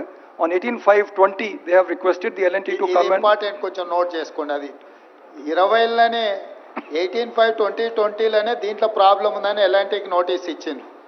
21లో notice ఇచ్చిండ్రు, 22లో notice ఇచ్చిండ్రు, 23లో ఈ damage వచ్చింది. అంటే మా liability period అయిపోయింది, మాకేం సంబంధం లేదు, మాకు ఇప్పుడు బాధ్యతనే లేదు అని L&T ఏదైతే చెప్తుందో, ఈ ప్రాజెక్టులో సమస్యలు ఉన్నాయని 18/5/2020లో డ్యామేజ్ ఉందని చెప్పి సీసీ బ్లాక్లో వేరింగ్ కోట్ వాట్లలో ప్రాబ్లం ఉందని రాసిండ్రు. 17/2/2021లో మళ్ళీ ప్రాబ్లం ఉంది, దీన్ని మెయింటైన్ చేయాలని చెప్పి వాళ్ళకి లెటర్ రాసిండ్రు. 6/4/2022లో మళ్ళీ ఈ ప్రాబ్లం ఉన్నదని లెటర్ రాసిండ్రు. లాస్ట్కు 28/4/2023 నాడు ఇది మొత్తం లేచిపోయి మొత్తం కుంగిపోయింది. అంటే ప్రభుత్వము ఇన్ని రోజులు 20లో మొదలైన డ్యామేజ్ 19లో కంప్లీట్ అయింది. అంటే ఇమ్మీడియట్గా 20లోనే ప్రాజెక్టు పూర్తయిన వెంబడే సమస్యలు మొదలైనవి. అధికారులు లెటర్లు రాసినా అసలు ప్రభుత్వం పట్టించుకోకపోవడంతో ఈరోజు మొత్తం కుంగిపోయి కూలిపోయే కాడికి వచ్చింది. ఇప్పుడు సింపుల్గా మేము దిగిపోయినాం కాబట్టి మాకేం బాధ్యత లేదని కేసీఆర్ చెప్తున్నాడు, మా లయబిలిటీ పీరియడ్ అయిపోయింది కాబట్టి మాకేం సంబంధం లేదని L&T చెప్తున్నారు. కట్టిన సంస్థ, కట్టిపించిన పార్టీ రెండు ఇక మా కాలం చెల్లిపోయింది, ఇంకా మేము వెళ్ళిపోయినాం, మేము ఇంటికి పోయినాం, ఇంకా మీ ఇష్టం మీ కర్మ అని చెప్తున్నారు. ఇది దీని సారాంశం. Sir, they are requesting repeatedly for CC block and wearing court maintenance. They are asking for completion of the original works of the project also, which are lying pending. If you look at the 17-2 serial number 2, sir, it's restructuring CC blocks and wearing court. Second is finishing of the original works, that is approach roads and maintenance bays, gantry cranes, lots of work. Originally, that was part of the contract, has not been done. Now, sir, there are contradictions to the agreement conditions. We have substantial completion certificate issued on 10/9/19, indicating the project had met the agreement conditions for quality and safety. Second, we have a completion certificate granted on 15/3/21, although the project was not completed. Performance securities amounting to 159 crores were released without addressing notices from the engineer in charge. Engineer-in-chief reported the defect liability period has begun on 29/2/20, which conflicts with the dates of the completion certificates. So it's a very hodgepodge, multiple certificates are being issued without any logic and basis, sir. Media మిత్రులకు ఇప్పుడు completion certificate ఇచ్చిందేమో 15/3/2021, కానీ engineer in chief అంటే మురళీధరరావు గారు అనుకోండి. Engineer in chief is Rajiv. Who is the engineer in chief? Last line. Who is that person? Muralidhar Rao or Venkateshwarlu? So it will be Venkateshwarlu, sir. Venkateshwarlu, okay. అతను complete అయిన certificate ఏమో 15/3/2021 ఇచ్చిండు, అంటే already దాంట్లో ఇష్యూస్ ఉన్నాయి. కానీ తను లయబిలిటీ పీరియడ్ 29/2/2020 నాడే స్టార్ట్ అయిందని ఇచ్చిండు. అంటే దీంట్లో ఏది కరెక్ట్ అనుకోవాలి? అంటే వెంకటేశ్వర్లని సర్వీస్ నుంచి కంప్లీట్గా టర్మినేట్ చేసింది. ఎందుకంటే ఇట్లాంటి మిస్టేక్స్ ఉన్నాయని విజిలెన్స్ అండ్ ఎన్ఫోర్స్మెంట్ ఇచ్చిన వాళ్ళ ఫ్యాక్ట్స్ అండ్ ఫిగర్స్తో ఇచ్చిన నివేదికతోని plus 159 crores they have released performance securities, అంటే సెక్యూరిటీ గ్యారంటీస్ ఉన్నాయన్నిటిని కూడా ఈ అన్ని ఛార్జెస్ వాళ్ళ మీద ఉండి ప్రాబ్లమ్స్ ఉన్నాయని నోటీస్ ఇచ్చినా కూడా అవి ఫుల్ఫిల్ చేయకపోయినా కూడా ఈ పేమెంట్లు కూడా రిలీజ్ చేసిండ్రు. Next Raju. So the scheduled inspections under the Dam Safety Act 21 are essential for assessing the condition of the dams and structures. The inspections are pre-monsoon, post-monsoon and other scheduled checks, and the field engineers are responsible. Okay. All deficiencies identified during the inspections have to be reported to the SDSO, State Dam Safety Organization, for evaluation, etc. That is the rules, rule position. Okay. Dam Safety Act 21 mandates meticulous recording of all the maintenance activities. Records have to detail the type, date, weather conditions, water flow, everything. And they have to include the description of work, duration, etc. We have not seen any maintenance records so far.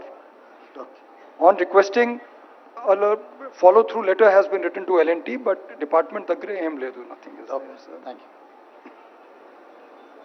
Now, sir, this is a small timeline I prepared, sir. This will show a lot of events.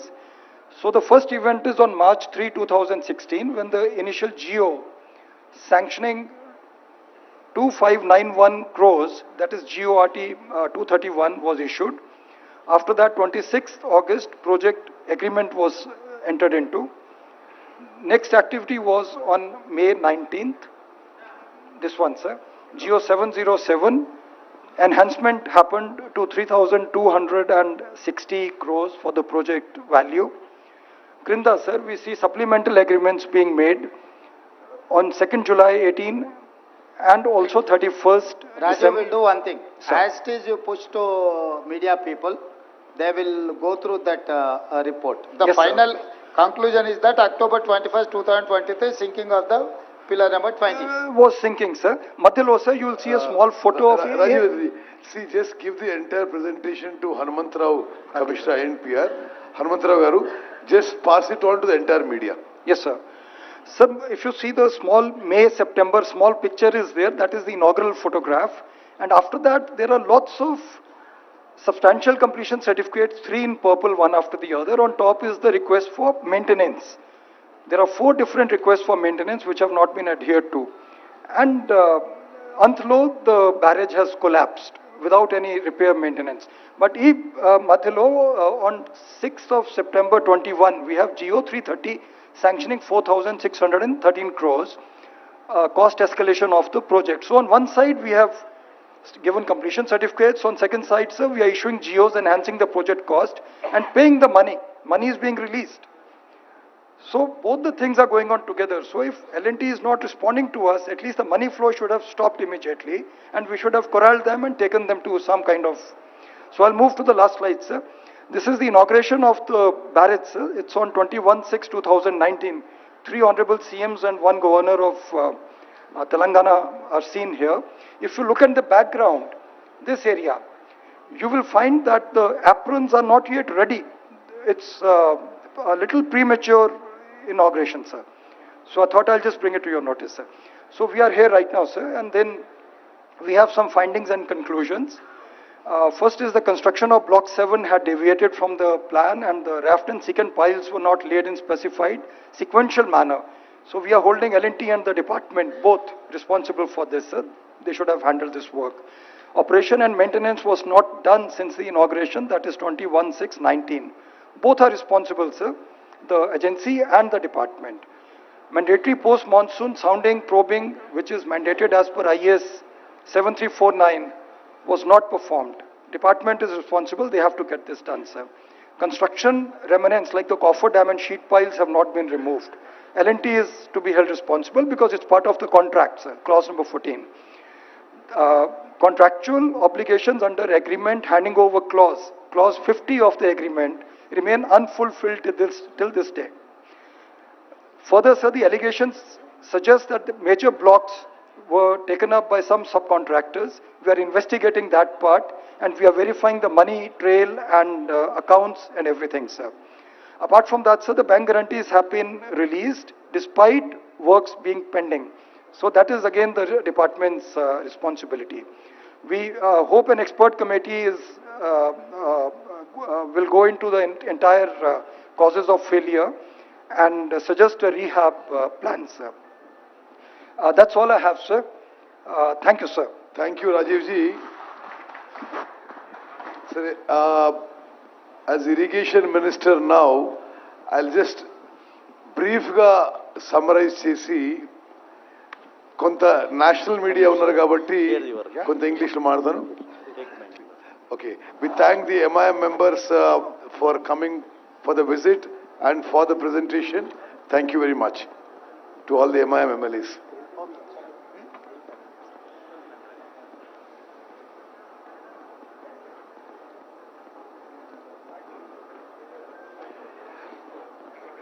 సరే, media మిత్రులకి నమస్కారం. మీరు state and national media చాలా ఎఫర్ట్తో చాలా time కేటాయించి you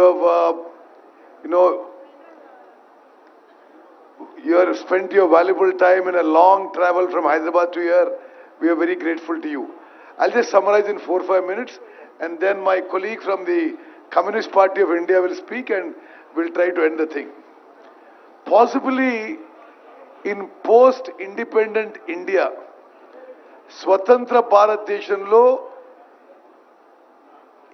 ఇంత shameful incident, ఇంత పెద్ద స్కాము, ఇంత పెద్ద స్కాండలు, ఇంత పెద్ద కుంభకోణం మరి మరొకటి ఉండకపోవచ్చు. 94,000 కోట్ల రూపాయలు ప్రజాధనం ఖర్చు పెట్టి కేవలం 90,000 ఎకరాలు కొత్త ఆయకట్టు జనరేట్ చేయడం జరిగింది. ఆ 94,000 కోట్లలో 61,000 కోట్లని మనందరినీ తాకట్టు పెట్టి, మన పిల్లల్ని తాకట్టు పెట్టి హై ఇంట్రెస్ట్ లోన్స్ తీసుకొచ్చి ఈ ప్రాజెక్ట్ మీద ఖర్చు పెట్టినరు. మరో 33,000 కోట్లు మన నుంచి కలెక్ట్ చేసిన ట్యాక్సెస్, పన్నులు నుంచి ఖర్చు పెట్టడం జరిగింది. అదేవిధంగా ఇంకొక ఇంపార్టెంట్ పాయింట్ ఏంటంటే, అసలు ఈ ప్రాజెక్టు మొదలుపెట్టింది కాంగ్రెస్ ప్రభుత్వం రాజశేఖర గారి హయాంలో 38,000 కోట్లతో 16 లక్షల ఎకరాలకి ఆయకట్టు. This project was envisaged in the earlier Congress government as 38,000 crore project irrigating 16 lakh acres. On the name of so-called re-engineering, officially the project cost is escalated to 80,000 crores for nearly the same new ayacut. Now, already expenditure is 94,000 crores and at the minimum another 40,000 crores are required to complete the project. This is the official figures as per the chief engineer's thing. కొన్ని విషయాలు నేను highlight చేస్తున్నాను. అసలు ఎంత తుగ్లక్, ఒక Mohammed bin Tughlaq కూడా వీళ్ళు చేసిన పని చూసి సిగ్గుపడతాడు. In all the barrages there is a difference between barrages and dams. Dams are meant for storage. Barrage is for regulating flow of water. ఎక్కడ కూడా ప్రపంచంలో ఉన్న బ్యారేజ్లలో బ్యారేజ్ కట్టి నీళ్లు స్టోరేజ్ చేసిన వీళ్ళే చేసారు. The biggest barrages in the world, capacity is 2 TMC, 3 TMC, maybe maximum 4 TMC.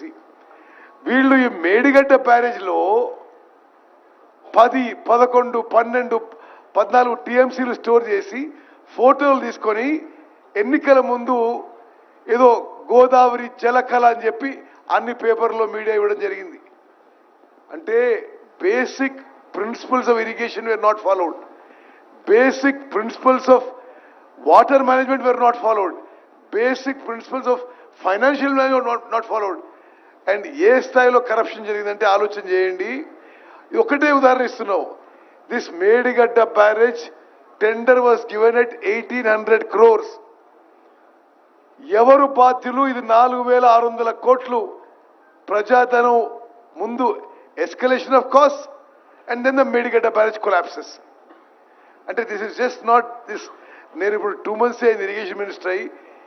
A work చూసినా 100 రూపాయలు టెండర్ పిలుస్తారు, ఆ తర్వాత దాన్ని 500 రూపాయలు చేస్తారు. ఇది ఒక భారీ కుంభకోణం. తప్పనిసరిగా క్యాబినెట్లో చర్చించి ఇది క్రిమినల్ ఇన్వెస్టిగేషన్ కూడా ముందుకు పోతామని చెప్పి నేను మనవి చేస్తున్నాను. అదేవిధంగా ఒక చాలా ముఖ్యమైన విషయం, 21st October ఈ సంఘటన జరిగింది. Today is what date? 13th అనుకుంటా, 13th February. ఈ రోజు వరకు కూడా ఈ కాళేశ్వరం ప్రాజెక్టుకి చీఫ్ డిజైనర్, చీఫ్ ఇంజనీర్ అంతా తానే కట్టిన కేసీఆర్ ఒక్క మాట కూడా మాట్లాడలేదు. 21st October when it collapsed, till we were sworn in the government on 7th for 40-45 days. ఆయనే ముఖ్యమంత్రి, నోరు తెరవలేదు. ఆ రోజు నుంచి ఈ రోజు కూడా ఒక్క మాట కూడా మాట్లాడకపోవడం ఇది చాలా దురదృష్టకరం. మీడియా కూడా గమనించాలని చెప్పి నేను మనం చేస్తున్నాను. అదేవిధంగా నేషనల్ డ్యామ్ సేఫ్టీ అథారిటీ ఒక constitutional body created by an act of parliament. They have given a damning indictment of the state government on design, construction, maintenance, all aspects of Medigadda barrage, calling it a total failure of the earlier government and the earlier irrigation department. Memu further ga kuda National Dam Safety Authority, which is a government of India body constituted with experts on dams and created by an act of parliament, the further inquiry investigation we are going to cooperate with them. గత ప్రభుత్వం వాళ్ళు అడిగిన data కూడా ఇవ్వలేదు. మేము పూర్తిగా cooperate చేసి ఆ డ్యామ్ సేఫ్టీ ఎక్స్పర్ట్స్ని ఈ యొక్క కొలాప్స్ విషయంలో, ఈ యొక్క వే ఫార్వర్డ్ విషయంలో మేము వారి సలహా మేరకు ముందుకు పోతామని చెప్పి మనవి చేస్తూ, అదేవిధంగా ఒక చిన్న విషయం చెప్తాను మీకు. వారు ఇప్పుడు సిఈ గారు, డీజీ విజిలెన్స్ గారు చెప్పిన విషయాల్లో there is no maintenance, no pre monsoon, no post monsoon, no dam safety checks done of these barrages which were built. Ante this is just an example of KCR's irrigation department and nadipichinappudu ఏ విధంగా నడిపించిండో. 94,000 crores spent and not even that much of irrigation kotta ayakattu kuda create cheyaledu. This is the picture across irrigation sector. In all the projects they did, వాళ్ళు 2 లక్షల కోట్లు ఖర్చు పెట్టి కొంత నామమాత్రం కొత్త ఆయకట్టు సృష్టించి, బహుశా స్వతంత్ర భారతదేశంలో కేసీఆర్ గారి హయాంలో అతిపెద్ద కుంభకోణం జరిగింది. తప్పనిసరిగా అన్ని విషయాల్లో ఎంక్వైరీ, ఇన్వెస్టిగేషన్, తదుపరి చర్యలకు ఈ ప్రభుత్వం సిద్ధమవుతోంది. ధన్యవాదాలు. సాంబశివరావు గారు. పెద్దలు గౌరవనీయులు ముఖ్యమంత్రి రేవంత్ రెడ్డి గారు, అలాగే ఇరిగేషన్ మేజర్ శాఖ మంత్రి ఉత్తమ్ గారు, అలాగే ఈ నియోజకవర్గ శాసనసభ్యులు, అలాగే information and industrial minister Sridhar Babu garu, ఇతర సీతక్క గారు, ఇంకితర తుమ్మల గారు, పెద్దలు, ఇంకితర మంత్రులు అందరూ ఉన్నారు, ఎమ్మెల్యేస్.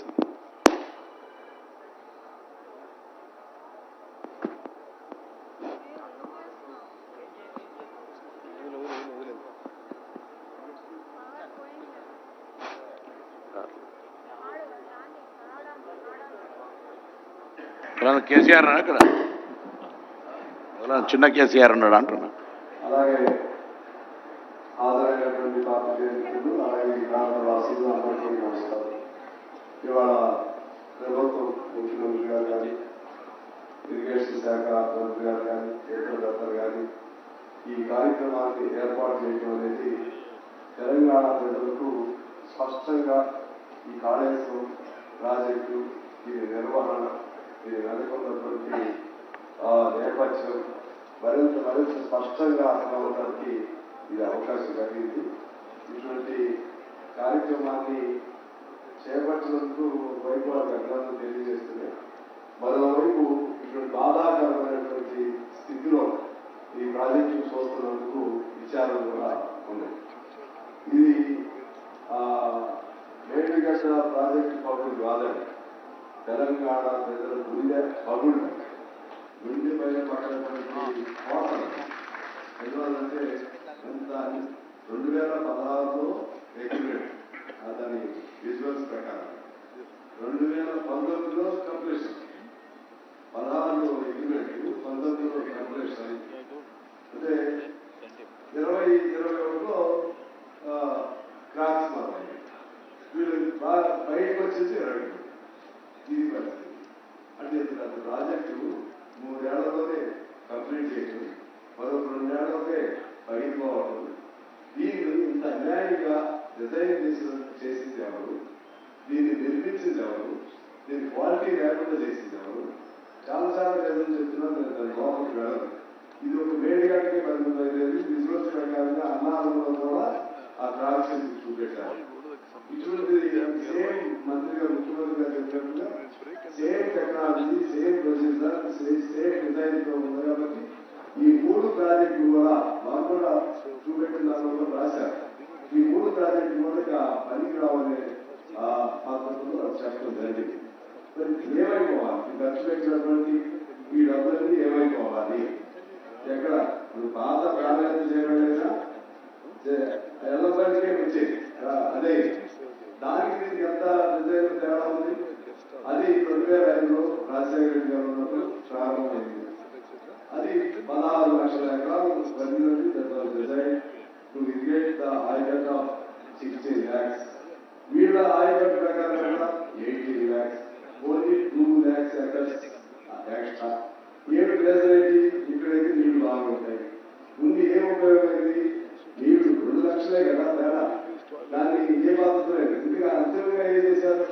ప్రాణాయామం చేయవాలని వదిలేసి ఆదిలాబాద్ జిల్లా మొత్తాన్ని వదిలేసి ఇక్కడ నుంచి మొదలుపెట్టి అది తర్వాత చేపడతామన్నారు.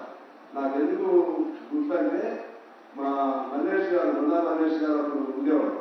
ఆయన మా పార్టీ వాళ్ళు కూడా చాలా శంకర్కి చాలా మంది ఉన్నారు. చాలా సార్లు ఆందోళన చేశారు. మేము అందరికీ వచ్చాం. అసలు మా జిల్లాకి లేకుండా, మా ప్రాణాయామం చేయడం లేకుండా చాలా బాగా చేశారు. తర్వాత అది కూడా ట్రైకం చేస్తాం, ఇంకో 2 లక్షల ఎకరాలు వచ్చేది అని చెప్పి ఆ ఉన్న ప్రభుత్వం చేస్తూ జరిగింది. ఇక్కడ నేను ఒక పాయింట్ చెప్పి సెలవు తీసుకుంటాను. ఇప్పుడు మన ఉత్తమ్ గారు చెప్పినట్టుగా అసలు ఇంత స్టోరేజ్ ఎక్కడ ఏ ప్రాజెక్టులో కూడా ఇంత స్టోరేజ్ ఉన్నాయి. తక్కువ రేపు పోలవరం ఇంకోటి అవుతాయి, ఇంకా పెద్ద అనుకుని ఏదైనా అవుతాయి. సరే అంత ఇంత కన్స్ట్రక్షన్ ఉందా అనేది ఎవరికి తెలియదు. మీరు చెప్తున్నారు కదా, దాన్ని మొదలైన తర్వాత 5 ఏళ్ళు దీన్ని చూస్తానికి ఎవరు రాదు. అసలు మెయింటెనెన్స్ లేదు. కాబట్టి అసలు కన్స్ట్రక్షనే వీక్ ఫౌండేషన్, డిజైనే లోపం ఉంది. ఇక్కడ మన కాటన్ కట్టించినటువంటి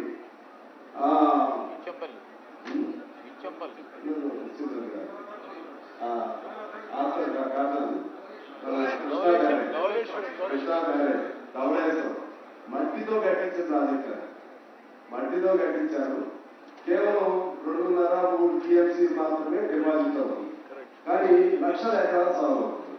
నాకు తెలిసి సాగర్ మన కృష్ణా దాని కింద 16-17 తుమ్మగారి భాగాలు 16-17 లక్షలు ఇక్కడ, ధవళేశ్వరం కింద కూడా ఇంకో 16-17 లక్షలు అక్కడ.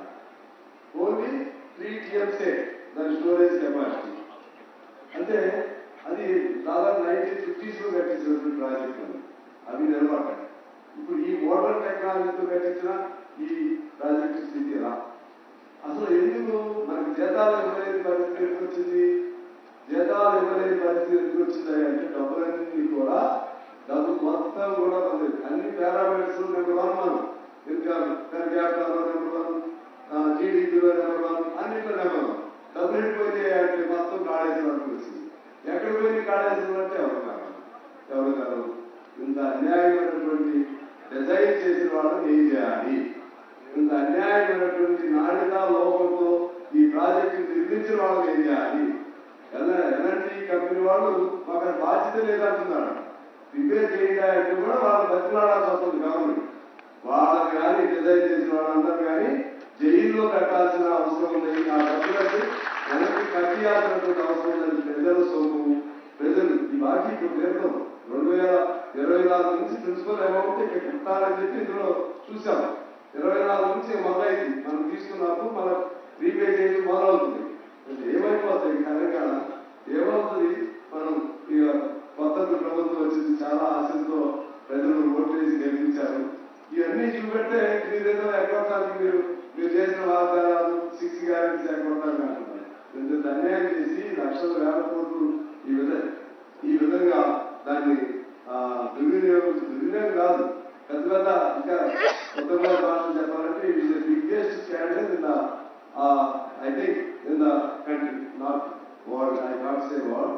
In our country, it might be the biggest scandal. 1 lakh అనేది ఆ గోదావరిలో పోసినా ఎదిగితే దొరికే ఒకటి ఎక్కడ పోసినా తెలవదు, అక్కడ తెలుసుకుని తెలవదు. దీని మీద చాలా సీరియస్ గా ప్రభుత్వం ఉండాలని నేను కోరుకుంటూ, భవిష్యత్తులో మరి ఏమవుతుందో తెలవదు. ఆ ప్రాణాయత చేయగల ఆ బోర్డు డిజైన్ నుంచి తీసుకెళ్తారా ఎట్లా, లేకపోతే దీన్ని ఏమైనా రిపేర్కి అవకాశం ఉంటుందా? అదంతా ఇంజనీర్స్ ఎక్స్పర్ట్స్ సలహా తీసుకుని చేస్తామని చెప్తున్నారు. ఏదేమైనా కూడా తెలంగాణకి తీవ్ర నష్టం జరిగింది. ఇవాళ ఇక్కడ రావడం వల్ల చాలా నేను వచ్చాం కానీ ఈ బొగ్గులు అయిన తర్వాత రాలేదు. ఇవాళ యాక్చువల్లీ నేను I have some other work, I wanted to speak this programme. ఎందుకంటే వాళ్ళ అందరూ అనుకున్నాం ఇవాళ ఉన్నారు కదా. If I absent, so it was wrong signal. That's why I changed my mind. I have attended here. Coming here, just I learned so much. ఇక్కడ రావడం చాలా నాకు అవగాహన అయింది. ఖచ్చితంగా ఈ అంశాన్ని ప్రజల దృష్టికి తీసుకెళ్లడంలో మా పార్టీగా నేను నా బాధ్యత వహిస్తాను.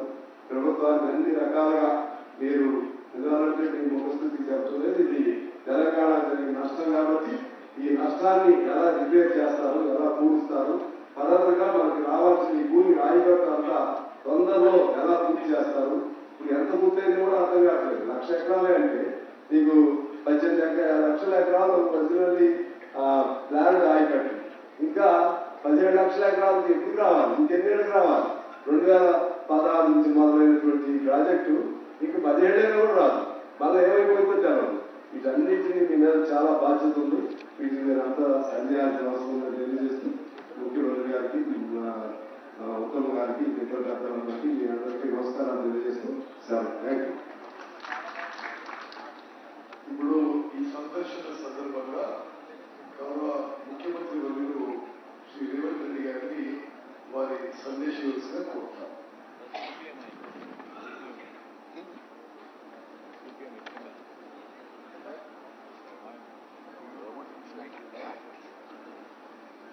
మీడియా మిత్రులకు, మంత్రివర్గ సహచరులకు, శాసన మండలి సభ్యులకు, శాసన సభ్యులకు అందరికీ నమస్కారం. ఈ కార్యక్రమంలో పాల్గొన్న అధికారులకు, ఈ అవగాహన, ఈ పర్యటన గత కొంతకాలం నుంచి రాష్ట్రంలో జరుగుతున్న చర్చ. ఎన్నికల సందర్భంగా మీకు అందరికీ తెలుసు, మేడిగడ్డ బ్యారేజ్ కుంగినప్పుడు మేమందరం ఇక్కడికి రావాలనుకుంటే పోలీసు నిర్బంధాలతో రానివ్వలేదు. అయినా శ్రీ రాహుల్ గాంధీ గారు, నేను, మిత్రుడు శ్రీధర్ బాబు గారు ఎన్నో వ్యయ ప్రయాసాలు కోర్చి ఎన్నికల అధికారులను పట్టుబట్టి అనుమతి సాధించి మేడిగడ్డ బ్యారేజ్ సందర్శనకు ఆ రోజు మేము రావడం జరిగింది. అయితే ఆ రోజు ఎన్నికల ప్రణాళికలో భాగంగా పూర్తి స్థాయిలో ప్రాజెక్టు యొక్క కుంగుబాటు కానీ జరిగిన అవకతవకల మీద పూర్తిగా చూడడానికి సమయము సరిపోలేదు. అదేవిధంగా గత ప్రభుత్వము ఏమాత్రం ఇటువైపు ఎవరిని రానియకుండా వాళ్ళు చేసిన తప్పిదాలు, కుంగిపోయిన మేడిగడ్డ బ్యారేజ్ను ఎవరు చూడకుండా కప్పిపుచ్చి తమ తప్పిదాల నుంచి తప్పించుకోవాలనే ప్రయత్నం చేయడము, అదేవిధంగా మా ప్రభుత్వం అధికారంలోకి వచ్చిన తర్వాత నేషనల్ డ్యామ్ సేఫ్టీ అథారిటీ ఏదైనా ఇచ్చిన నివేదిక, ఈ ప్రాతిపదికన విజిలెన్స్ అండ్ ఎన్ఫోర్స్మెంట్ని อุత్తమ్ రెడ్డి గారు ఆదేశాలు ఇచ్చి జరిగిన అవకతవకల మీద విచారణ చేపట్టి ప్రాథమికంగా ఒక నివేదికను ఇవ్వమని చెప్పడంతో వారు నివేదికను రాష్ట్ర ప్రభుత్వానికి ఇవ్వడం జరిగింది. ఆ నివేదికలో ప్రాజెక్టుల యొక్క డిజైన్స్లో లోపము, ప్రాజెక్టుల యొక్క నిర్మాణంలో లోపము, ప్రాజెక్టుల యొక్క నిర్వహణలో లోపము, ప్రాజెక్టుల యొక్క అంచనా, ఒక్క మేడిగడ్డ విషయానికి వస్తే 1800 చిల్లర కోట్లతో మొదలుపెట్టి 4000కు పైగా కోట్లకు పెంచి అంచనాలను పెంచి పాల్పడిన అవినీతి. ఇదే కాకుండా ఈ మధ్యకాలంలో పత్రికలలో చూస్తున్నాం, కాగ్ నివేదిక ఇచ్చింది, పెద్ద ఎత్తున కాళేశ్వరం ప్రాజెక్టులో అవినీతి జరిగింది, 1000 కోట్ల రూపాయల దోపిడీ పాల్పడ్డారు అని చెప్పి ప్రతిపక్ష పార్టీలుగా మేము చేసిన ఆరోపణ కాదు, కాగ్ ఇచ్చిన నివేదిక, విజిలెన్స్ అండ్ ఎన్ఫోర్స్మెంట్ ఇచ్చిన నివేదిక.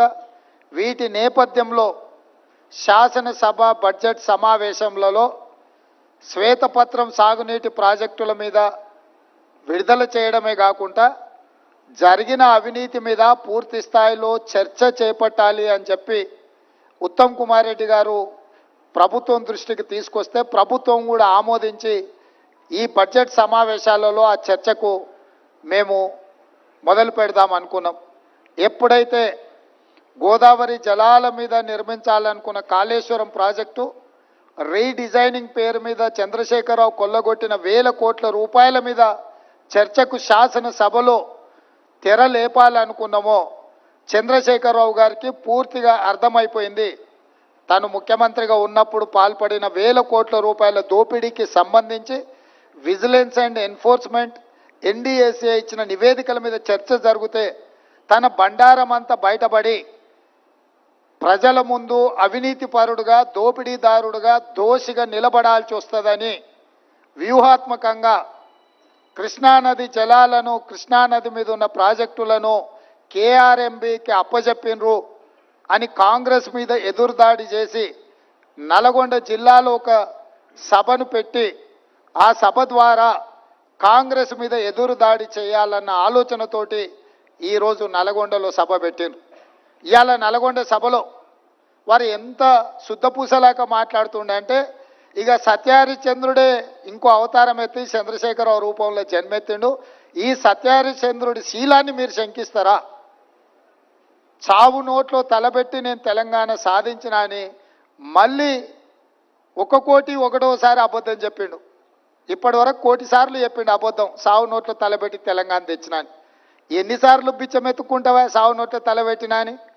2 సార్లు ముఖ్యమంత్రి పదవి ఇచ్చారు, 10 సంవత్సరాలు ఈ రాష్ట్రాన్ని పట్టి పీడించినావు, దోసుకున్నావు. ఇంకా కూడా సావు నోట్ల తలకాయ పెట్టినా, సావు నోట్ల తలకాయ పెట్టినా అని మాటలు చెప్తున్నావు. సావు నోట్ల తలకాయ పెట్టిన చంద్రశేఖరరావు శాసనసభలో నీ అవినీతి మీద చర్చ పెడితే నువ్వు నిజంగా సత్యహరిశ్చంద్రునివే, సత్యహరిశ్చంద్రునికి మరో జన్మని ఎత్తినోడు అయితే అక్కడ వచ్చి కూర్చొని మాట్లాడేది ఉండే. మేమేమడిగినాము? అయ్యా, కృష్ణానది జలాల మీద శాసనసభలో ఏకగ్రీవ తీర్మానం చేసి కేంద్ర ప్రభుత్వం ప్రాజెక్టుల స్వాధీనానికి చేస్తున్న ప్రయత్నాన్ని అందరము తీర్మానం పాస్ చేసి కేంద్ర ప్రభుత్వ విధానాలను వ్యతిరేకిద్దాం రమ్మని మేము అడిగినాం. మీరు రాలేదు. కేంద్ర ప్రభుత్వానికి కాంగ్రెసే అప్పచెప్పిందని అబద్ధాలు నువ్వు చెప్తే వాస్తవాలను డిసెంబర్ 1, 2023 నాడు మీరు ముఖ్యమంత్రిగా మీ కార్యదర్శి స్థాపర్వాల్ గారు రాసిన లేఖను అప్పచెప్పడానికి పూర్తిగా మీరు చేసిన ప్రయత్నాన్ని ఆధారాలతో సహా శాసనసభలో ప్రభుత్వం బయటపెట్టింది. దాని తర్వాత నేనేమన్నా, కాళేశ్వరం మీద ఎంతోమందికి అపోహలు ఉన్నాయి, అనుమానాలు ఉన్నాయి. అక్కడికి ఎవరిని రాణిస్తలేరు. అక్కడికి ఎవరైనా వెళ్తే పోలీసులు అడ్డుకుంటున్నారని తెలంగాణ సమాజంలో ఎన్నో అనుమానాలు ఉన్నాయి. ఈ అనుమానాలను నివృత్తి చేయడానికి మంత్రులను, ప్రజాప్రతినిధులను, పత్రికా మిత్రులను అందరినీ తీసుకొని వెళ్ళి వాళ్ళకి చూపిద్దాము, అందరం కలిసికట్టుగా వెళ్దామని మా మంత్రి గారు మీకు లేఖ రాయడం జరిగింది. లేఖతో పాటు 13 తారీఖు నాడు వెళ్దామని మేము అన్నాము. ఒకవేళ మీకు ఏవైనా ఇతరత్ర కార్యక్రమాలు ఉంటే మీరు తారీఖు మార్చమన్నా మారుస్తామని చెప్పి శాసనసభలోనే స్వయంగా నేనే మీకు చెప్పడం జరిగింది. ఒకవేళ బీఆర్ఎస్ నాయకులకు 13 తారీఖు నాడు ఇతర కార్యక్రమాలు ఉంటే మీరు నిర్ణయించిన తారీఖు నాడు అఖిలపక్షం అందరము అక్కడికి వెళ్దాము, పత్రికల వాళ్ళని తీసుకెళ్దాము, అక్కడ జరుగుతున్న పరిణామాలు, నిర్మాణంలో లోపాలను, దాని మీద తీసుకోవాల్సిన చర్యల్ని ప్రజల సమక్షంలోనే ప్రజా కోర్టులోనే చర్చించుకుందామని రమ్మని చెప్పినాము. మీరు రాలేదు, రాకపోను. శాసనసభలో చర్చకు కూడా మీరు రాలేదు. శాసనసభలో జరిగిన చర్చలో మీరు పాల్గొనలేదు. శాసనసభకే మీరు రావడానికి కాలు విరిగిందనే ఒక నెపాన్ని అడ్డం పెట్టుకున్నారు. కాలు విరిగిన చంద్రశేఖరరావు ఈరోజు నల్గొండకు పోయిండు. నేను అడుగుతున్నాయా, శాసనసభ దగ్గరుందా, నల్గొండ జిల్లా దగ్గరుందా? నల్గొండకి వెళ్ళి బహిరంగ సభలో సానుభూతి పొందాలనే ప్రయత్నం చేస్తున్నాడు చంద్రశేఖరరావు. సానుభూతి పొందడానికి మీరు దవాఖానలు ఉన్నప్పుడు మేమందరం వచ్చినాం, సానుభూతి చూపించినాం. సానుభూతి చూపించాల్సిన సందర్భంలో ప్రజలు కానీ ప్రతిపక్షాలు కానీ మేమందరం సానుభూతి చూపించినాం. ఈరోజు కేవలం కాళేశ్వరం అవినీతి మీద చర్చ జరగకుండా, కాళేశ్వరంలో మీ దోపిడీని ప్రజల దృష్టిలో పడకుండా ఉండడానికే ఈరోజు మీరు నల్గొండ ప్రజా అక్కడ ఏదో పెద్ద సభ పెట్టినా అని మీరు మాట్లాడుతున్నారు. ప్రజలకి ఈ మాత్రము అవగాహన లేదని మీరు అనుకుంటున్నారా చంద్రశేఖరరావు గారు? కాళేశ్వరం అవినీతి మీద, దోపిడీ మీద చర్చకు వచ్చిన సందర్భంలో మీరు కృష్ణానది జలాల మీద ఉన్న ప్రాజెక్టులను అన్నిటిని కూడా కేంద్రానికి అప్పచెప్పినరు అని చెప్పి నల్గొండ జిల్లాలో మీరు బహిరంగ సభ పెట్టి ఇక్కడికి రాకుండా తప్పించుకున్నారు. ఇవాళ మీరు ఏం మాట్లాడుతున్నారు? అక్కడ ఓ 4-5 పిల్లర్లు కూలినాయి, కూలితే పెద్ద తప్ప? అయ్యా, నీకేది తప్పు కాదు. ఎందుకనంటే తప్పులకు పాల్పడ్డదే నువ్వు. నీకు నువ్వే తప్పు జరిగిందని నీకు నువ్వే శిక్ష విధించుకునేటంత నిజాయితీపరుడు అని మన తెలంగాణ సమాజం భావిస్తుంది అనుకుంటున్నారా? మీ దోపిడీకి మేడిగడ్డ బలైపోయింది, అన్నారం సుందిల్లా సున్నమైపోయినాయి. ఈరోజు కాళేశ్వరము మీ 1,00,000 కోట్ల దోపిడీకి బలైపోయింది. అందుకే మీరు దీన్ని చాలా అల్కగా తీసుకుంటున్నారు. ఇక్కడ వచ్చిన వాళ్ళని చులకన చేసి మాట్లాడుతున్నారు. మీరు ఈరోజు ఇక్కడికి రాకపోవడం ఒక తప్పిదమైతే ఇక్కడ తీసుకున్న కార్యక్రమాన్ని చులకన చేసి తిట్టడం అనేది మీ దిగజారుడు తనానికి నిదర్శనం. చంద్రశేఖరరావు గారు ఈరోజు ఆయన మాట్లాడుతున్నాడు, మీరు కేఆర్ఎంబి మీద మీకు అవగాహన లేకపోతే నడితే అన్న ఎట్లా చేద్దామని మాట్లాడితే నేను సలహా చెప్పటోని. అయ్యా, శాసనసభలో చర్చ పెట్టినాం, సలహా చెప్పమని అడిగినాం. శాసనసభలో నేను స్పీకర్ గారికి విజ్ఞప్తి చేసిన, దయచేసి మాజీ ముఖ్యమంత్రి గారికి ఆదేశాలు ఇవ్వండి, అవసరమైతే సభను వాయిదా వేయండి, వారు వచ్చినాక వారి సలహా సూచనలు తీసుకున్న తర్వాతనే తీర్మానం చేద్దామని చెప్పినాం. ఉత్తమ్ కుమార్ రెడ్డి గారు పెట్టిన తీర్మానంలో లోపాలు ఉన్నాయి, అది కూడా చక్కగా లేదన్నాడు. చక్కలేని తీర్మానానికి నీ అల్లుడు స్వాతిముత్యం ఎట్లా మద్దతు ఇచ్చింది ఏకగ్రీవంగానే? అందుకే 4 సార్లు అడిగిన. శాసనసభలో మీరందరూ చూశారు కదా మీడియా మిత్రులు. ఉత్తమ్ కుమార్ రెడ్డి గారు ఈ ప్రాతిపదికన తీర్మానాలు పెట్టినరు. దీనికి టీఆర్ఎస్ పార్టీ వైఖరి ఏందో స్పష్టంగా చెప్పండి అని అంటే హరీష్ రావు గారు మాజీ సాగునీటి పారుదల శాఖ మంత్రిగా, కేసీఆర్ కుటుంబ సభ్యుడిగా స్పష్టంగా ఈ తీర్మానానికి సంపూర్ణమైన మద్దతు పలుకుతున్నా అని చెప్పిండు. అప్పుడే నేను లేచి ఏం చెప్పినా, వీళ్ళు మాట్లాడేదానికి ఏం విలువలేదా చంద్రశేఖరరావు, ఇవి విలువలేని మాటలను కొట్టిపడేస్తాడు, ఆయననే యజమాని, ఆయన ఓనర్, ఆయన వచ్చి చెప్తే తప్ప దీంట్లో విషయం లేదని నేను చెప్పిన. ఇవాళ సరిగ్గా నల్గొండలో అదే మాట్లాడండి. ఏం తీర్మానమే? దిక్కుమాలిన తీర్మానం, దాంట్లో ఏమైనా విషయం ఉందా? అదో పనికిమాలిన తీర్మానం, ఆ తీర్మానానికి వీళ్ళందరూ మద్దతు అని. మరి ఒకవేళ తీర్మానంలో లోపాలు ఉంటే మీరు వచ్చి సవరించేది ఉండే. లేదు, మీ ప్రతినిధిగా మాట్లాడిన హరీష్ రావు గారు ఇది తప్పు, ఈ తీర్మానంలో లోపాలు ఉన్నాయి, దీన్ని సవరిస్తున్నామని తీర్మానం సవరించి ప్రతిపాదించేది ఉండే. నేను చెప్పింది చెప్పినట్టుగా హరీష్ రావు గారు లాంటి వాళ్ళకి ఆ పార్టీలో విలువ లేదు, వాళ్ళ మాటల పట్ల విశ్వాసం లేదు. అందుకే చంద్రశేఖర్ రావాలని మేము అడిగినాము, మీరు రాలేదు. ఇవాళ అంటున్నాడు ఆయన, ముఖ్యమంత్రి గారు అఖిలపక్షాన్ని ఢిల్లీకి తీసుకెళ్లాలని. ముఖ్యమంత్రి గారు అఖిలపక్షాన్ని ఢిల్లీకి తీసుకెళ్తాను, ఒకవేళ శాసనసభలో మీరు వచ్చి మీరు ఆ ప్రతిపాదన పెట్టండి. మా ప్రభుత్వము వినడానికి, ప్రజలకు మేలు జరిగే విధానాలు చేపట్టడానికి స్పష్టంగా ఒక స్పష్టతతో ఉన్నది. మీరు నల్గొండకెళ్ళి గక్కడేదో సభ పెట్టి దిక్కుమాలిన మాటలు మాట్లాడే కంటే శాసనసభ జరుగుతుంది. ప్రధాన ప్రతిపక్ష నాయకుడిగా 10 సంవత్సరాలు ముఖ్యమంత్రిగా పనిచేసిన మీరు, 20 ఏళ్ల నుంచి తెలంగాణ కోసం కొట్లాడినని చెప్పుకునే మీరు సభకి ఎందుకు రావడం లేదు? ఇవాళ బెదిరించి బతకాలని చూస్తున్నాడు, బ్లాక్మెయిల్ చేసి బతకాలని చూస్తున్నాడు కేసీఆర్ గారు. మమ్మల్ని వెంటాడుతాడంట ఆయన. అయ్యా రా, మంచిది, మేమేం అల్లాటప్పగా ఏమి ఇక ఆ కుర్చీలో కూర్చోలే. ప్రజల దగ్గరికి వెళ్ళి ప్రజలు ఓట్లేసి ప్రజలు ఎన్నుకున్న ప్రభుత్వం అక్కడ ఉంది. నీలాక ఉద్యమ ముసుగులో మంది పిల్లలను చంపి మేము కుర్చీ ఎక్కలేదు. చచ్చిపోయిన కుటుంబాలను ఆదుకుంటూ మేము ఇవాళ ప్రభుత్వాన్ని ఏర్పాటు చేసినాము. ఏర్పాటు చేసిన ప్రభుత్వంలో మేము ప్రజలకు అవసరమైన నిర్ణయాలు తీసుకుంటున్నాము.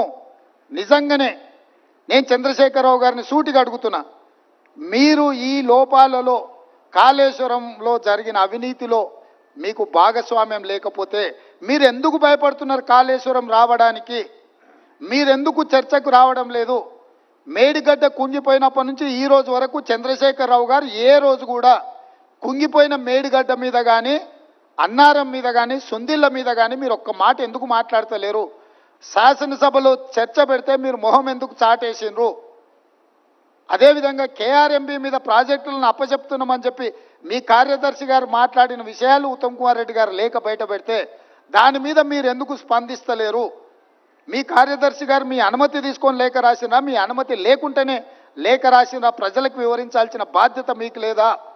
ఈరోజు కాళేశ్వరం అవినీతి మీద చర్చ జరిగినప్పుడు ఈ అవినీతి గురించి చర్చ జరగకుండా ఉండాలి అని, ఈ సమస్యను తప్పుదోవ పట్టించాలని ఈరోజు మీరు నల్గొండలో మీటింగ్ పెట్టినరు. మీరు మీటింగులు పెట్టి రాష్ట్రానికి ఏదైనా ప్రయోజనం చేకూర్చే మాటలు ఏమైనా మాట్లాడినరా? ఆయన అక్కడి నుంచి మాట్లాడుతున్నాడు మళ్ళీ అధికారంలోకి వస్తామని. నువ్వు చేసిన పనికి నిన్ను అధికారంలోకా? ముందే ప్రజలకి విషయాలు తెచ్చుకుంటే ఆ ప్రతిపక్ష హోదా కూడా నీకు రాకపోతుండే. ఇవాళ ప్రతిపక్ష నాయకుడిగా నీ బాధ్యతను నువ్వు నెరవేర్చకుండా పారిపోయి శాసనసభకు రాకుండా ముఖం చాటేసి ఇంకెక్కడికి వెళ్తావని నేను అడుగుతున్నా. మీకు 39 మంది ఎమ్మెల్యేలను ఇచ్చి ప్రతిపక్ష నాయకుడు హోదా ఇస్తే సభలోకి వచ్చి సమస్యల మీద చర్చించకుండా పారిపోయి ఈరోజు మీరు ఏ రకంగా ప్రజల ముందుకు వస్తారు? ఏ ముఖం పెట్టుకొని వచ్చిండ్రు? ఈరోజు నల్గొండ జిల్లా ప్రజల్ని మీరు ఏం వంచడానికి ఈరోజు అక్కడికి వెళ్ళిండ్రు? ఆయనకి ఇప్పుడు మళ్ళీ ఫ్లోరైడ్ బాధ గుర్తొచ్చింది. ఎందుకంటే కుర్చీ పోయింది కదా, కుర్చీ పోగానే కేసీఆర్కు గుర్తొచ్చేది నీళ్లు, నల్గొండ జిల్లా ఫ్లోరైడ్ బాధితులు. ఎంతసేపు అయ్యా వాళ్ళ బాధల పునాదుల మీద అధికారాన్ని ఎక్కాలని ఆలోచన చేస్తున్నావు? ఇప్పుడు నీ అబద్ధాలను నమ్మడానికి తెలంగాణ సమాజం సిద్ధంగా ఉందని ఇంకా నువ్వు అనుకుంటున్నావా? అందుకే ఈరోజు ఇక్కడ ఈ అవగాహన సదస్సుకు దాదాపుగా హైదరాబాద్లో బయలుదేరి 5 గంటల పైగా ప్రయాణం చేసి ఈరోజు మంత్రులు కానీ, ప్రజాప్రతినిధులు కానీ, పాత్రికేయ మిత్రులు కానీ మీ అందరికీ కూడా వాస్తవాలను చూపించి వాస్తవాలకు సంబంధించిన వివరాలు వివిధ ఏజెన్సీల ద్వారా మీకు చెప్పించడం ద్వారా నిజమేందో మీ కళ్ళతో చూడాలని ఈరోజు ఈ పర్యటన. ఈ నిజాన్ని మీ కళ్ళతో చూసిండ్రు. ఈ వాస్తవాలను సమాజానికంతా మీరు చెప్పండి. న్యూయార్క్లో ఇది ఒక మ్యాన్ మేడ్ వండర్ అని చెప్పి న్యూయార్క్ స్క్వేర్లో ప్రకటనలు తీసుకుర్రు. నేషనల్ మీడియాలో ఇక దాని కథ చెప్పనంతగా కథలు చెప్పుకుర్రు. అందుకే నేను నేషనల్ మీడియా వాళ్ళని కూడా ఈరోజు రిక్వెస్ట్ చేస్తున్నా, మీ నేషనల్ మీడియాలో చూపించండి కుంగిపోయిన మేడిగడ్డను, పగిలిపోయిన బ్యారేజ్ను, దోపిడీ జరిగిన నిధులు, అదేవిధంగా విజిలెన్స్ అండ్ ఎన్ఫోర్స్మెంట్ ఇచ్చిన నివేదికను, నేషనల్ డ్యామ్ సేఫ్టీ అథారిటీ వాళ్ళు ఇచ్చిన రిపోర్ట్స్ని, టెక్నికల్ అండ్ అదర్ ఇష్యూస్లో వాళ్ళు ఇచ్చిన నివేదికలు అన్నిటిని కూడా మీరు చర్చకు పెట్టండి. మేము చంద్రశేఖరరావు గారికి మళ్ళీ ఈ వేదిక మీద నుంచి నేను ఆహ్వానిస్తున్నా, మీరు శాసనసభకు వచ్చి నల్గొండలో ఎవడు లేని దగ్గర ఏదేదో మాట్లాడుడు కాదు. మీ గౌరవాన్ని మేమేం తగ్గించం. ప్రధాన ప్రతిపక్ష నాయకుడిగా సభలో మీరు తెలంగాణ సమాజానికి ప్రయోజనం చేకూర్చే ఏ సూచనలు ఇచ్చినా ఈ ప్రభుత్వం వినడానికి సిద్ధంగా ఉంది. రేపు ఉదయం సభకు రాండి దయచేసి. ప్రత్యేకమైన ఎట్లాగూ శ్వేతపత్రం సాగునీటి ప్రాజెక్టుల మీద ఉత్తమ్ కుమార్ రెడ్డి గారు ప్రవేశపెట్టబోతున్నారు. చర్చలో పాల్గొనండి, మీరు సూచనలు ఇవ్వండి. ప్రతిపక్ష పార్టీ నాయకుడిగా మీ బాధ్యతల్ని నెరవేర్చండి. మీ స్వార్థం మీ అధికారం కోసం కాకుండా ప్రజల కోసం ఒక్క క్షణమైన ఆలోచన చేయమని నేను అడుగుతున్నా. నేను మొన్న కూడా చెప్పినా, ఈరోజు చెప్తున్నా, కృష్ణానది జలాలు కేంద్ర ప్రభుత్వానికి అప్పచెప్పడంలో ఏనుగు పోయింది, తోక మాత్రమే మిగిలింది. ఇప్పుడు ఆ తోక పట్టుకొని ఏనుగును గుంజే ప్రయత్నం మా ప్రభుత్వం చేస్తుంది. అన్ని పాపాలకు నువ్వే కారణం. నువ్వే అప్పచెప్పినావు, అప్పచెప్పడానికి నిధులు పెట్టినావు, బడ్జెట్ ఆమోదింపజేసినావు, అప్పచెప్పడానికి అవసరమైన లేఖలు రాసినావు. ఇవాళ తోక మిగిలింది, ఆ తోక పట్టుకొని మేము గుంజే ప్రయత్నం చేస్తుంటే ఇక చూసిరా ఏనుగును కూడా టీఆర్ఎస్ కాపాడితే కాంగ్రెస్ వాళ్ళు కేంద్రానికి అప్పచెప్పారని. అదేవిధంగా కాళేశ్వరం అవినీతి మీద ఏదో ఆయన ఎంత అల్కగా మాట్లాడుతుండే, ఏముందా 4-5 పిల్లర్లు కుంగిపోయినాయని. అంటే ఆయన ఎంత బాధ్యతారహితంగా మాట్లాడుతుండు. ఈ తప్పిదాలల్లా ఆయనకు భాగస్వామ్యం లేకపోతే ఇంత అల్కగా మాట్లాడతాడా? ప్రతిపక్ష నాయకుడిగా ఇదేనా మీ వ్యవహారము? ఇవాళ నీళ్లు నింపలేదు కాబట్టి మిగిలినాయి. నీళ్లు నింపితే అది ఉంటుందా, ఊడుతుందా, ఏమైద్దో తెలుస్తుంది. నీళ్లు లేకుంటే మన ఇంటి మీద నీళ్ళ ట్యాంక్ ఉంటే అది ఒకవేళ కారుతుంటే పగిలేటట్టుంటే మనం నీళ్లు తీసేస్తే అది అట్లా కొంతకాలంగా అనిపిస్తుంది. నీళ్లు నింపితే 2 రోజులకు అది కూలిపోతుంది. సేమ్ ఈరోజు మేడిగడ్డ బ్యారేజ్ కానీ సుందిళ్ళ కానీ అన్నారంలో నీళ్లు నింపలేదు. నీళ్లు నింపితే పెను ప్రమాదం పొంచి ఉన్నది. నీళ్లు నింపినామంటే అంత కొట్టుకపోతుంది. ఈరోజు నీళ్లు లేకుంటే ఎండబెట్టినాం కాబట్టి అది అట్లా నిలబడి ఉన్నది. అది ఏ క్షణమైనా కుప్పగూలడానికి సిద్ధంగా ఉంది. మీరే కళ్ళతో చూసినారు. మేడిగడ్డ బ్యారేజు 1.5 మీటర్ దాదాపుగా 5 ఫీట్లు భూమిలోకి కుంగిపోయింది. ఇది మేం చెప్పడం లేదు, సాంకేతిక నిపుణులు చెప్తున్నారు. కళ్ళకు కట్టినట్టుగా పగుళ్ళు కనిపిస్తున్నాయి. కాంక్రీట్ స్ట్రక్చర్స్ అంత వర్టికల్గా క్రాక్స్ వచ్చి ఉంటే దాని ఒక చిన్న సంఘటన కింద ముఖ్యమంత్రి గారు, మాజీ ముఖ్యమంత్రి గారు మాట్లాడుతున్నారు అని అంటే అసలు చంద్రశేఖరరావు గారి ఆలోచన, చేసిన తప్పిదాలను కప్పిపుచ్చుకోవడానికి చేస్తున్న ప్రయత్నము ఈరోజు తెలంగాణ సమాజం అంతా గమనించాల్సిన అవసరం ఉన్నది. అందుకే చంద్రశేఖరరావు గారు దయచేసి రేపటి శాసనసభ సమావేశాలకు మీరు హాజరు కండి. శాసనసభ సమావేశాలలో బడ్జెట్తో పాటు సాగునీటి పారుదల శాఖ మంత్రి ఉత్తమ్ కుమార్ రెడ్డి గారు ప్రవేశపెట్టే శ్వేతపత్రము సాగునీటి ప్రాజెక్టుల మీద మీరు చర్చలో పాల్గొనండి. మీరు ఆ చర్చలో శాసనసభలో మీ అనుభవాన్నంతా రంగరించి కృష్ణానది జలాల మీద నిర్మించిన ప్రాజెక్టులను ఏ విధంగా మనం కాపాడుకోవాలి, కేంద్ర ప్రభుత్వం కొట్లాడాలనో మీ అనుభవాన్నంతా ఉపయోగించి సూచనలు ఇవ్వండి. అదేవిధంగా 1000 కోట్ల దోపిడీ జరిగిన కాళేశ్వరం ప్రాజెక్టులు ఈరోజు ఎల్ఎన్టీ సంస్థను బ్లాక్ లిస్ట్ చేయాలన్నా వద్దా? ఎల్ఎన్టీ సంస్థ నిర్మాణం చేయకుంటేనే పూర్తయినట్టు సర్టిఫికెట్ పొందడాన్ని, సర్టిఫికెట్ ఇచ్చిన అధికారులను శిక్షించాలన్నా లేదా? మీ వైఖరి ఏంది? కాళేశ్వరం ప్రాజెక్టు మీద జరిగిన అవకతవకల మీద నీ పార్టీ వైఖరి, మాజీ ముఖ్యమంత్రిగా సాగునీటి పారుదల శాఖ మంత్రిగా మీది హరీష్ రావు గారి వైఖరి శాసనసభ ద్వారా తెలంగాణ సమాజానికి, దేశ ప్రజలకు చెప్పాల్సిన బాధ్యత మీ మీద ఉన్నది. ఈరోజు మీరు నల్గొండలో మాట్లాడిన మాటలు చూస్తే నాకు కాలు ఇరిగిపోయినా, చేత కాకపోయినా, నేను సభకు వచ్చినా, మీకోసం వచ్చినా అని అంటున్నావు. నువ్వు వాళ్ళ కోసం ఎన్నడూ రాలే. వాళ్ళ కోసం వచ్చే లక్షణమే నీకు లేదు. ఎందుకంటే ఎంతోమంది పిల్లలు చచ్చిపోతే, ఎంతోమంది ఆత్మహత్యలు చేసుకుంటే, ఎంతోమంది గొప్ప వ్యక్తులు చనిపోతే కూడా చూడని వ్యక్తివి నువ్వు.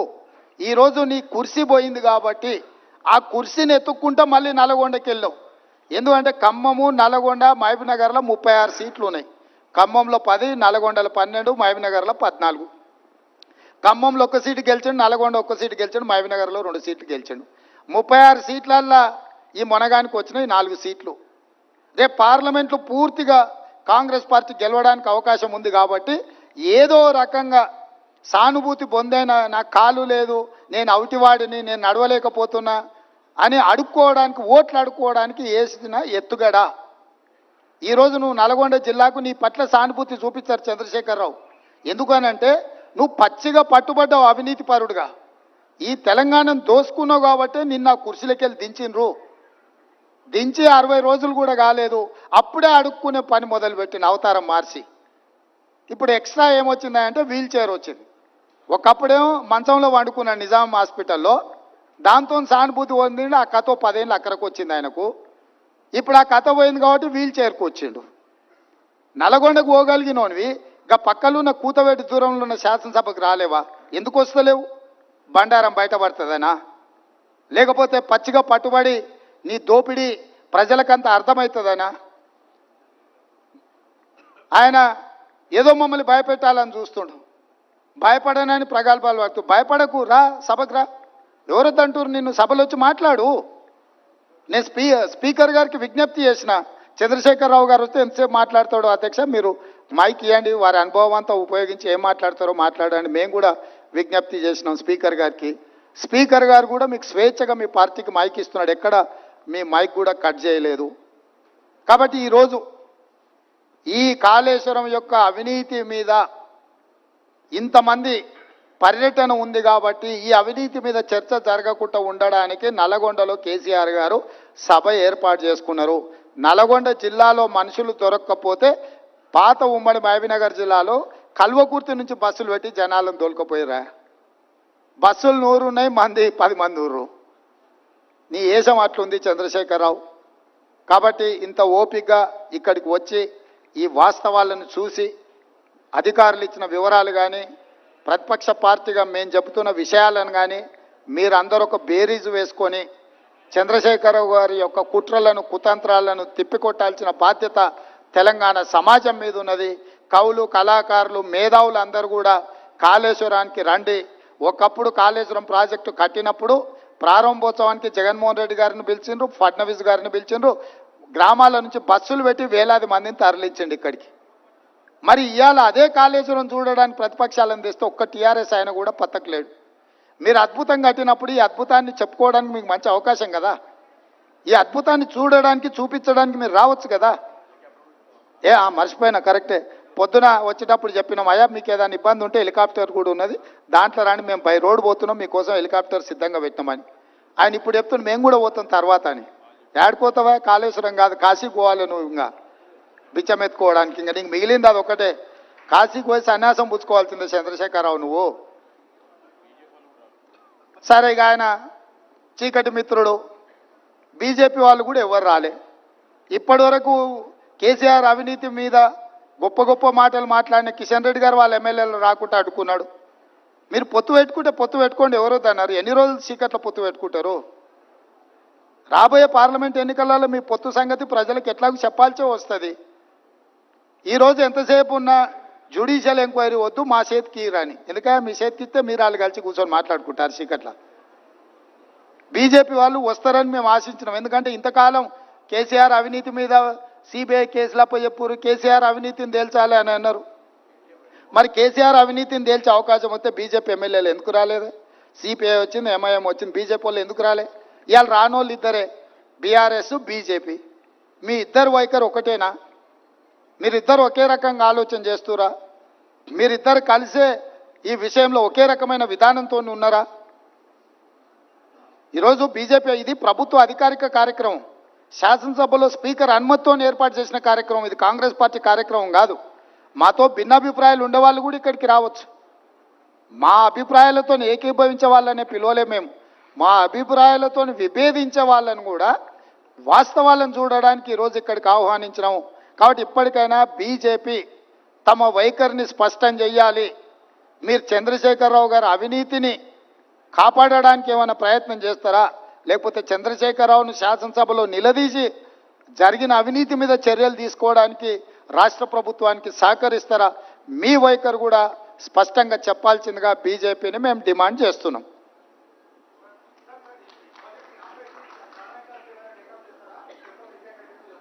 రాహుల్ గారు, ఈరోజు ఈ జరిగిన అవినీతి అక్రమాల మీద మీ అందరికి అవగాహన కల్పించడానికే మీరు చెప్పే విషయాలను అన్నిటిని కూడా ప్రభుత్వంలో చర్చించి మళ్ళీ తప్పకుండా వెనక్కి చెప్తాం.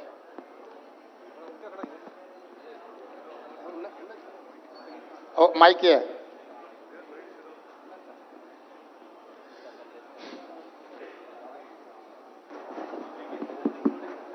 మేడిగడ్డ బ్యారేజ్ అనేది 94,000 కోట్లు ఖర్చు పెట్టారు ఇప్పటిదాకా. అయితే మీరు 3,000 కోట్లతో ఖర్చు పెట్టిన ఒక మేడిగడ్డకు మాత్రమే పరిమితమయ్యారు. మొత్తం కలిపి కాళేశ్వరం కుంభకోణం 94,000 కోట్లకు సంబంధించింది. అయితే పక్కన ఉన్న Kannepalli pump house, Annaram pump హౌస్లు పోయిన సంవత్సరం మునిగిపోయినాయి 2022లో. అయితే అవి మొత్తం కలిపి దాదాపు 15,000 కోట్లు. కేవలం 3,000 కోట్ల దాని మీద కాన్సన్ట్రేషన్ చేశారు. 15,000 కోట్లు మీ పక్కనే ఉన్నాయి. దాని మీద ఎందుకు దృష్టి సారిస్తలేరు? మీరు ఇప్పుడు మేము పర్యటనకి ఇది ఒకటే వచ్చిన విచారణలో మీరు చెప్పేటు అన్ని విషయాలు ఉన్నాయి కాబట్టి దీంట్లో ఒక మేడిగడ్డకే పరిమితమైన విచారణ కాదు. మేడిగడ్డ, అన్నారం వీటికి సంబంధించిందో 3 బ్యారేజ్లను కూడా కేంద్ర ప్రభుత్వం చట్టం ద్వారా ఏర్పాటు చేసిన NDSAకు లెటర్ రాసి వీటన్నిటిని కూడా పరిశీలించి నివేదిక ఇవ్వమని మేము లేఖ రాయడం జరుగుతుంది. ఈ ప్రభుత్వం ఎక్కడ తప్పిదాలు జరిగినా కూడా అన్ని తప్పిదాల మీద చర్య తీసుకోవడానికి సిద్ధంగా ఉంది. సార్ ఇప్పుడు ఒకవైపు ఒకవైపు విచారణ చేస్తామని చెప్తున్నారు. సిట్టింగ్ జడ్జితో విచారణ అన్నారు. హైకోర్టు జడ్జి మీకు సిట్టింగ్ జడ్జిని ఇవ్వలేము, రిటైర్డ్ జడ్జితో విచారణ చేస్తామన్నారు. ఆ విచారణ ఎప్పుడు కొనసాగుతుంది? ఉత్తమ్ గారి ఇంతకుముందు ఒక క్రిమినల్ ప్రాసిక్యూషన్ కూడా చేస్తామన్నారు. రెండో విషయం భాషకు సంబంధించినటువంటి విషయం. మీరు మొన్న మాట్లాడినటువంటి దానికి బీఆర్ఎస్ వాళ్ళంతా అభ్యంతరం చెప్పారు. ఇవాళ కేసీఆర్ కూడా సన్నాసులు, దద్దమ్మలు అనే భాషను ఎత్తుకున్నారు. దాన్ని ఎట్లా చూస్తారు? ఇప్పుడు భాష మీద మనం ఎంత తక్కువ మాట్లాడుకుంటే అంత మంచిది. ఎందుకంటే చంద్రశేఖరరావు గారి వ్యవహారం మీకు అందరికీ తెలుసు. ఇప్పుడు ఆయన సందర్భాన్ని తప్పుదోవ పట్టించడానికి ఏదో ప్రయత్నాలు చేస్తుండు. మేము అటు ఇటు దారి తప్పదలుచుకోలేదు. కాళేశ్వరంలో జరిగిన అవినీతిని నిగ్గుదేల్చడానికి ప్రభుత్వం కట్టుబడి ఉన్నది. దాని మీద మాత్రమే ఫోకస్ పెడతాం. డెఫినెట్గా శాసనసభ సమావేశాలలో చర్చ జరిగిన తర్వాత ముగిసిన ఎంబడే మిగతా కార్యాచరణ చేపడుతుంది ప్రభుత్వం. సార్, KRMB పైన అఖిలపక్షంని ఢిల్లీకి తీసుకెళ్లాలని చెప్తున్న రేవంత్ రెడ్డి కేసీఆర్ అన్నారు ఇంతకుముందు. మీరు KRMB పైన అఖిలపక్షాన్ని ఢిల్లీకి తీసుకెళ్లే అవకాశం ఉందా మీరు ముఖ్యమంత్రిగా? చంద్రశేఖరరావు గారిని సభలో వచ్చి మాట్లాడమని వారికి విజ్ఞప్తి చేస్తున్నాం. మాజీ ముఖ్యమంత్రిగా, చాలా కేంద్ర మంత్రిగా, రాష్ట్ర మంత్రిగా వివిధ హోదాలలో పనిచేసిన అనుభవాన్ని అంత ఉపయోగించి శాసనసభలోకి వచ్చి వారు ఏమేమి సూచనలు చేస్తారో చేయమని వారి సూచనల్ని ప్రతిపక్షాల అందరితో చర్చించిన తర్వాత ప్రభుత్వం నిర్ణయం తీసుకుంటుంది. Sir, has any action been initiated against L&T? Yeah, we have demanded that L&T take up their own investigation and take up the repair work at their cost. As of now, about 400 odd crores payment is due to L&T.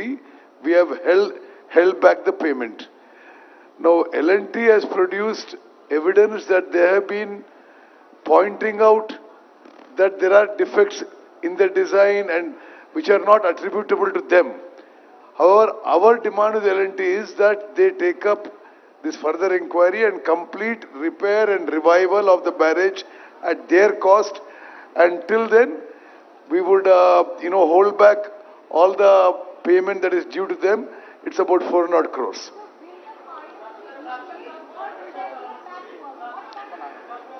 See, at this stage, I cannot comment on this. Like the Chief Minister has said, the National Dam Safety Authority, which is a constitutional body, is being given the task of identifying the fault and the way forward. Sir మీ ముందు 4 months దాదాపు 3 months ఉంది. ఇంకా నివేదిక రావాలి. మీరు శాసనసభలో దీనికి సంబంధించినటువంటి ఎటువంటి విచారణ చేస్తారో తెలియాలి. 3 నెలలు గడిస్తే వర్షాకాలం వస్తుంది. ప్రాజెక్టు మరి ఆ లోపు అసలు ఏమి నిర్ణయం తీసుకుంటారు? అసలు ఈ వానాకాలం కాళేశ్వరం నీళ్లు తెలంగాణ ప్రజలకు పరిచయం చేసుకోండి. నేను లెనిన్ సార్, TV5 వరంగల్. సరే, ఒకటి మిత్రమా, ఇది October 21 ఈ సంఘటన జరిగింది. December 7 వరకు, December 7 మేము ప్రమాణ స్వీకారం చేసే వరకు కేసీఆర్ ముఖ్యమంత్రి. మేము ప్రమాణ స్వీకారం చేసి 2 నెలలు అయింది. ఈ 2 నెలల్లో దీని విషయంలో ఎంక్వైరీ ఇన్వెస్టిగేషన్ ముందుకు తీసుకుపోయినాం. అదేవిధంగా నేషనల్ డ్యామ్ సేఫ్టీ అథారిటీకి ఈ విషయం అప్పచెప్పినాం. అట్ దిస్ స్టేజ్ ఆ యొక్క బ్యారేజ్ల యొక్క విషయంలో ద వే ఫార్వర్డ్ అది మేము ఇప్పుడు నేషనల్ డ్యామ్ సేఫ్టీ అథారిటీ యొక్క అడ్వైస్ మీద పోబోతున్నారని చెప్పి ఆన్ రికార్డ్ మీకు తెలియజేస్తాం.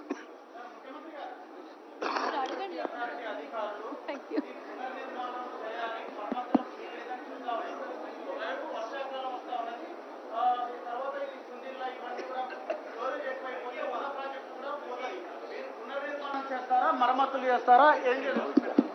ఇప్పుడే మంత్రి గారు చెప్పిండ్రు, సాంకేతిక నిపుణులు ఇచ్చే నివేదికల ఆధారంగా ప్రభుత్వం చర్యలు ఉంటాయని. మీరే చెప్తున్నారు ఆ సాంకేతిక నిపుణులు ఇది పనికిరాదు, కొత్తది నిర్మించాలని చెప్పినని మీరే అంటున్నారు. ఇప్పుడు అది ఆపి దాంట్లో నీళ్లు నింపితే అది కొట్టుకపోతే జరిగే పరిణామాలను కూడా దృష్టిలో పెట్టుకోవాలి. అందుకే ఇంకా ఫర్దర్గా దీన్ని విశ్లేషించుకొని సాంకేతిక నిపుణుల సూచనల మేరకే ప్రభుత్వం ముందుకెళ్తుంది. హడావిడిగా ముందుకెళ్తే ఇప్పుడు కేసీఆర్ చేసినట్టే అవుతాయి. సో కేసీఆర్ చేసిన తప్పిదాలు ఈ ప్రభుత్వం కొనసాగించదలుచుకోలేదు. పూర్తి స్థాయిలో సాంకేతిక నిపుణులకు సూచన మేరకే ముందుకెళ్తాం. మేమెవరు ఇంజనీర్స్ కాదు, టెక్నికల్ ఎక్స్పర్ట్స్ కాదు మేము. కాబట్టి సాంకేతిక నిపుణుల నివేదిక ప్రకారమే మా ప్రభుత్వం ముందుకెళ్తుంది.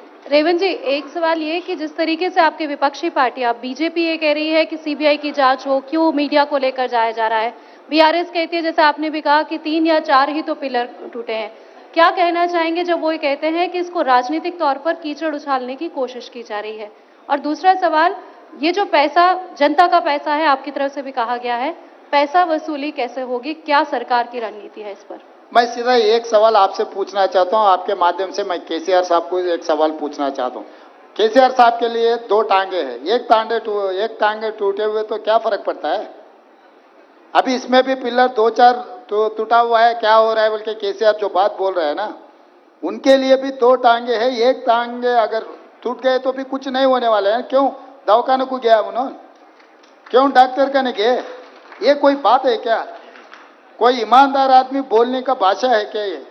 तो इसीलिए मैं साफ कहना चाहता हूं, हमारे तरफ से जो कार्रवाई करना है हम वो हिसाब से हम कार्रवाई करेंगे.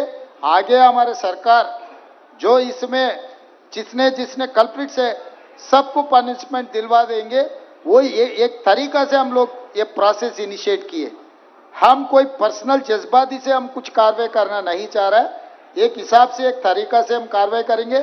इसमें केसीआर है, L&T कंपनी है और कौन कौन है, सबके लिए हम एक सिस्टम से पनिशमेंट दिलवाएंगे. CM garu For national media, I just want to highlight one issue.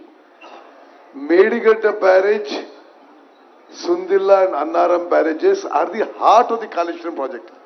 How shameful of a former chief minister to say that these barrages which form the core, the heart of the whole Kalojitv project costing 94,000 crores, there now one has collapsed. The other 2 NDSA said may collapse. So we can't do any water storage. So we are not doing any water storage and the entire project is non-operational. Now the people of Telangana on a total expenditure of 94,000 crores are paying 10,000 crores per year as interest and principal and loan repayment, and there is not a drop of water being used. Is how irresponsible and shameful for a former chief to say 3 pillars are gone, what is the big deal? You can't use the whole project. And how much of loss for the people of Telangana? No water, and you're paying 10,000 crores a year on this debt repayment. CM గారు కేంద్ర ప్రభుత్వము CBI ఎంక్వైరీకి లేఖ రాసింది. రాష్ట్ర ప్రభుత్వము గతంలో ఉన్న సీఎం గారు ఏమి చెప్పలేరు. ఇప్పుడు రేవంత్ రెడ్డి గారు అంటే ఇప్పుడు ప్రభుత్వం కూడా ఏం డిమాండ్ చేయట్లేదు అనేది ఇంతకుముందు కిషన్ రెడ్డి గారు అన్నారు. దీనిపైన మీ స్పందన? ఇక ఆయన అతి తెలివితేటలకు నిదర్శనం. మేము ఆల్రెడీ జ్యుడిషియల్ ఎంక్వైరీకి ఇనిషియేట్ చేసినాం, క్యాబినెట్లో రెజల్యూషన్ పాస్ చేసినాం, అసెంబ్లీలో రెజల్యూషన్ పాస్ చేసినాం, సిట్టింగ్ జడ్జి కోసం అడిగినాము. సిబిఐ కంటే కూడా ఉన్నతమైన న్యాయ విచారణకు ఆదేశించినాము. ఎంతసేపు నా సిబిఐకి ఇస్తే ఆ కళ్ళెం మా చేతులకు వస్తుంది, కళ్ళెం మా చేతులుంటే కేసీఆర్ దగ్గర కొంత గిల్లుకోవచ్చు అనే ధ్యాస తప్ప జ్యుడిషియల్ ఎంక్వైరీ ఇచ్చి ఆర్డర్ చేసినందుకు వారికి ఉన్న కేంద్ర ప్రభుత్వం నుంచి కూడా ఒక లేఖ రాసి సిట్టింగ్ జడ్జిని కేటాయించడానికి సహకరించకుండా జ్యుడిషియల్ ఎంక్వైరీనే తప్పుపడుతున్నాడు కిషన్ రెడ్డి గారు లేకపోతే బీజేపీ వాళ్ళు. అంటే వాళ్ళకి జ్యుడిషియల్ ఎంక్వైరీ మీద న్యాయమూర్తుల మీద నమ్మకం లేదా? మేమేమో మా స్టేట్ గవర్నమెంట్లో ఉండే విచారణ సంస్థలతో విచారణ చేయిస్తామని మేము చెప్పలేదు. మేము న్యాయస్థానం ద్వారానే విచారణ చేయిస్తామని చెప్పినాము. బీజేపీ వాళ్లకు న్యాయస్థానం మీద నమ్మకం లేదు, సిబిఐ విచారణను అడుగుతుండ్రా. Point number 1. 10 సంవత్సరాలు మీరే 5 ఏళ్ళు మీరు కేంద్ర మంత్రిగా ఉన్నారు, 10 ఏళ్ళు మోడీ గారు ప్రధానమంత్రిగా ఉన్నారు. ఈ 10 సంవత్సరాలలో ఏ కేసులో కూడా సిబిఐ విచారణ కానీ, ఈడీ విచారణ కానీ, ఇన్కమ్ ట్యాక్స్ విచారణ కానీ గత ప్రభుత్వానికి వ్యతిరేకంగా మీరు చేపట్టలేదు. ఈరోజు కాంగ్రెస్ పార్టీ మాకు లేఖ రాయలేదు, కేసీఆర్ జుట్టు కాంగ్రెస్ మా చేతికి అందించలేదు. ఇవన్నీ కూడా వింటుంటే కిషన్ రెడ్డి గారి పట్ల జాలి కలుగుతుంది. ఈరోజు ఎందుకు ఎమ్మెల్యేలను పంపించలేదు? వారు నాకు తెలిసి వరంగల్లోనే ఉన్నట్టున్నారు. సగం దూరం ఆల్రెడీ వచ్చిండు. ఇక కొంచెంకంత దూరం వస్తే కాళేశ్వరం చూసిటోడు కదా. ఎందుకు రావడం లేదు? వాళ్ళ అవినీతిని బట్టబయలు చేద్దాము, అవినీతి పరుల బండారం బయట పెడదామని ప్రభుత్వం పిలిచింది. ఇప్పుడు ప్రధానమంత్రిగా నరేంద్ర మోడీ గారు సమావేశానికి పిలిస్తే మేము వెళ్తలేమా? నరేంద్ర మోడీ గారి దగ్గర జలశక్తి మంత్రి దగ్గరికి నేను ఉత్తమ్ కుమార్ రెడ్డి గారు వెళ్ళి ప్రభుత్వం చర్చలు చేపట్టలేదా? మేము పోయి నివేదికలు ఇవ్వలేదా? ఈరోజు రాష్ట్ర ప్రభుత్వంతో కలిసి రావడానికి మీకున్న సమస్య ఏంది? కేసీఆర్ అవినీతి బండారం బయట పెట్టడానికి ఈ కాళేశ్వరం పర్యటన, మేడిగడ్డ సందర్శన చాలా కీలకం. ఎందుకు రాలేదో ప్రజలకు ముందు కిషన్ రెడ్డి గారిని జవాబు చెప్పమన్నారు. విజిలెన్స్ కమిటీ రిపోర్టే అనుకోండి, అదేవిధంగా డ్యామ్ సేఫ్టీ అథారిటీ నిర్వహణ, డిజైన్, క్వాలిటీ అన్ని లోపాలు ఉన్నాయంటే ఇవన్నీ కమిషన్లతో వ్యవహారం జరిగిందని అనుకుంటున్నాం. మరి వీటన్నింటికి అనుమతులు ఇచ్చింది కేంద్ర ప్రభుత్వం. అంటే ఈ కమిషన్లు ఎక్కడి నుంచి స్టార్ట్ అయింది అనుకుంటున్నారు? ఒకటి. రెండోది, ఇప్పుడు ఈ 3 పునరుద్ధరణ అంటాలకే 1000 కోట్లతో కూడుకున్న అంశం. మరి వీటన్నింటిని పక్కన పెట్టి పాతది ఏదైతే తమిడియాటి నుంచి ఎల్లంపల్లికి గ్రావిటీ ద్వారా వచ్చేది దాన్ని ఏమన్నా ఏమంటున్నాను? ఇవన్నీ కూడా నిపుణులతో చర్చించి తీసుకోవాల్సిన నిర్ణయాలు. నేను కానీ, ఉత్తమ్ కుమార్ రెడ్డి గారు కానీ, శ్రీధర్ బాబు గారు 80,000 పుస్తకాలు మేము చదవలేదు. మాకంత గొప్ప విజ్ఞానం కూడా ఉందని మాకు మేము భావించడం లేదు. మేము పొలిటికల్ ఎగ్జిక్యూటివ్స్ మాత్రమే. టెక్నికల్ ఎక్స్పర్ట్స్తో కూర్చొని వీటిని తొలగించి కొత్తది నిర్మాణం చేస్తే ప్రయోజనమా, లేకపోతే తుమ్మిడియేటి దగ్గర ప్రాజెక్టు నిర్మించి గ్రావిటీతో నీళ్ళు ఇస్తే ప్రయోజనమా? సాంకేతిక నిపుణులతో చర్చించినాక మా ప్రభుత్వం ఒక నిర్దిష్టమైన నిర్ణయంతో ముందుకు వస్తుంది. ముందు మీకే వివరిస్తాం. మీ ప్రభుత్వ హయాంలో కొత్త ప్రాజెక్టులు కట్టే ఉద్దేశం ఏమైనా ఉందా సార్? ఏ కొత్త ప్రాజెక్టులే? ఇటు గోదావరి నది కావచ్చు, కృష్ణా నది మీద కావచ్చు, మీ ప్రభుత్వ హయాంలో కొత్త ప్రాజెక్టులు కట్టేటువంటి ఆలోచన ఏమైనా ఉందా? ఈ సమాధానమే మీకు సాంకేతిక నిపుణులు సలహాలు ఇస్తే డెఫినెట్ గా దాని పరిగణలోకి తీసుకుంటాం. Sir, I just want to ask, the Vigilance and Enforcement has given a scathing report. They said that there has been payments given, without even checking the completion and giving completion certificates. Now there is errors on the official side. What action are you taking on the officials? Already we have terminated that CE, and further we are going to recover that payments. If necessary, we are going to use R&R Act, Revenue Recovery Act. CM గారు, thank you. CM గారు right sir. గౌరవనీయులకి ముఖ్యమంత్రి గారు రేవంత్ రెడ్డి గారికి, సహచర మంత్రివర్గ పెద్దలు ఉత్తమ్ కుమార్ రెడ్డితో పాటు గౌరవ శాసనసభ్యులు, గౌరవ శాసన మండలి సభ్యులు, పాత్రికేయ మిత్రులు, అధికారులకి అందరికీ కూడా హృదయపూర్వకంగా ఈరోజు ఇక్కడికి వచ్చినందుకు కృతజ్ఞతలు తెలియజేస్తాను.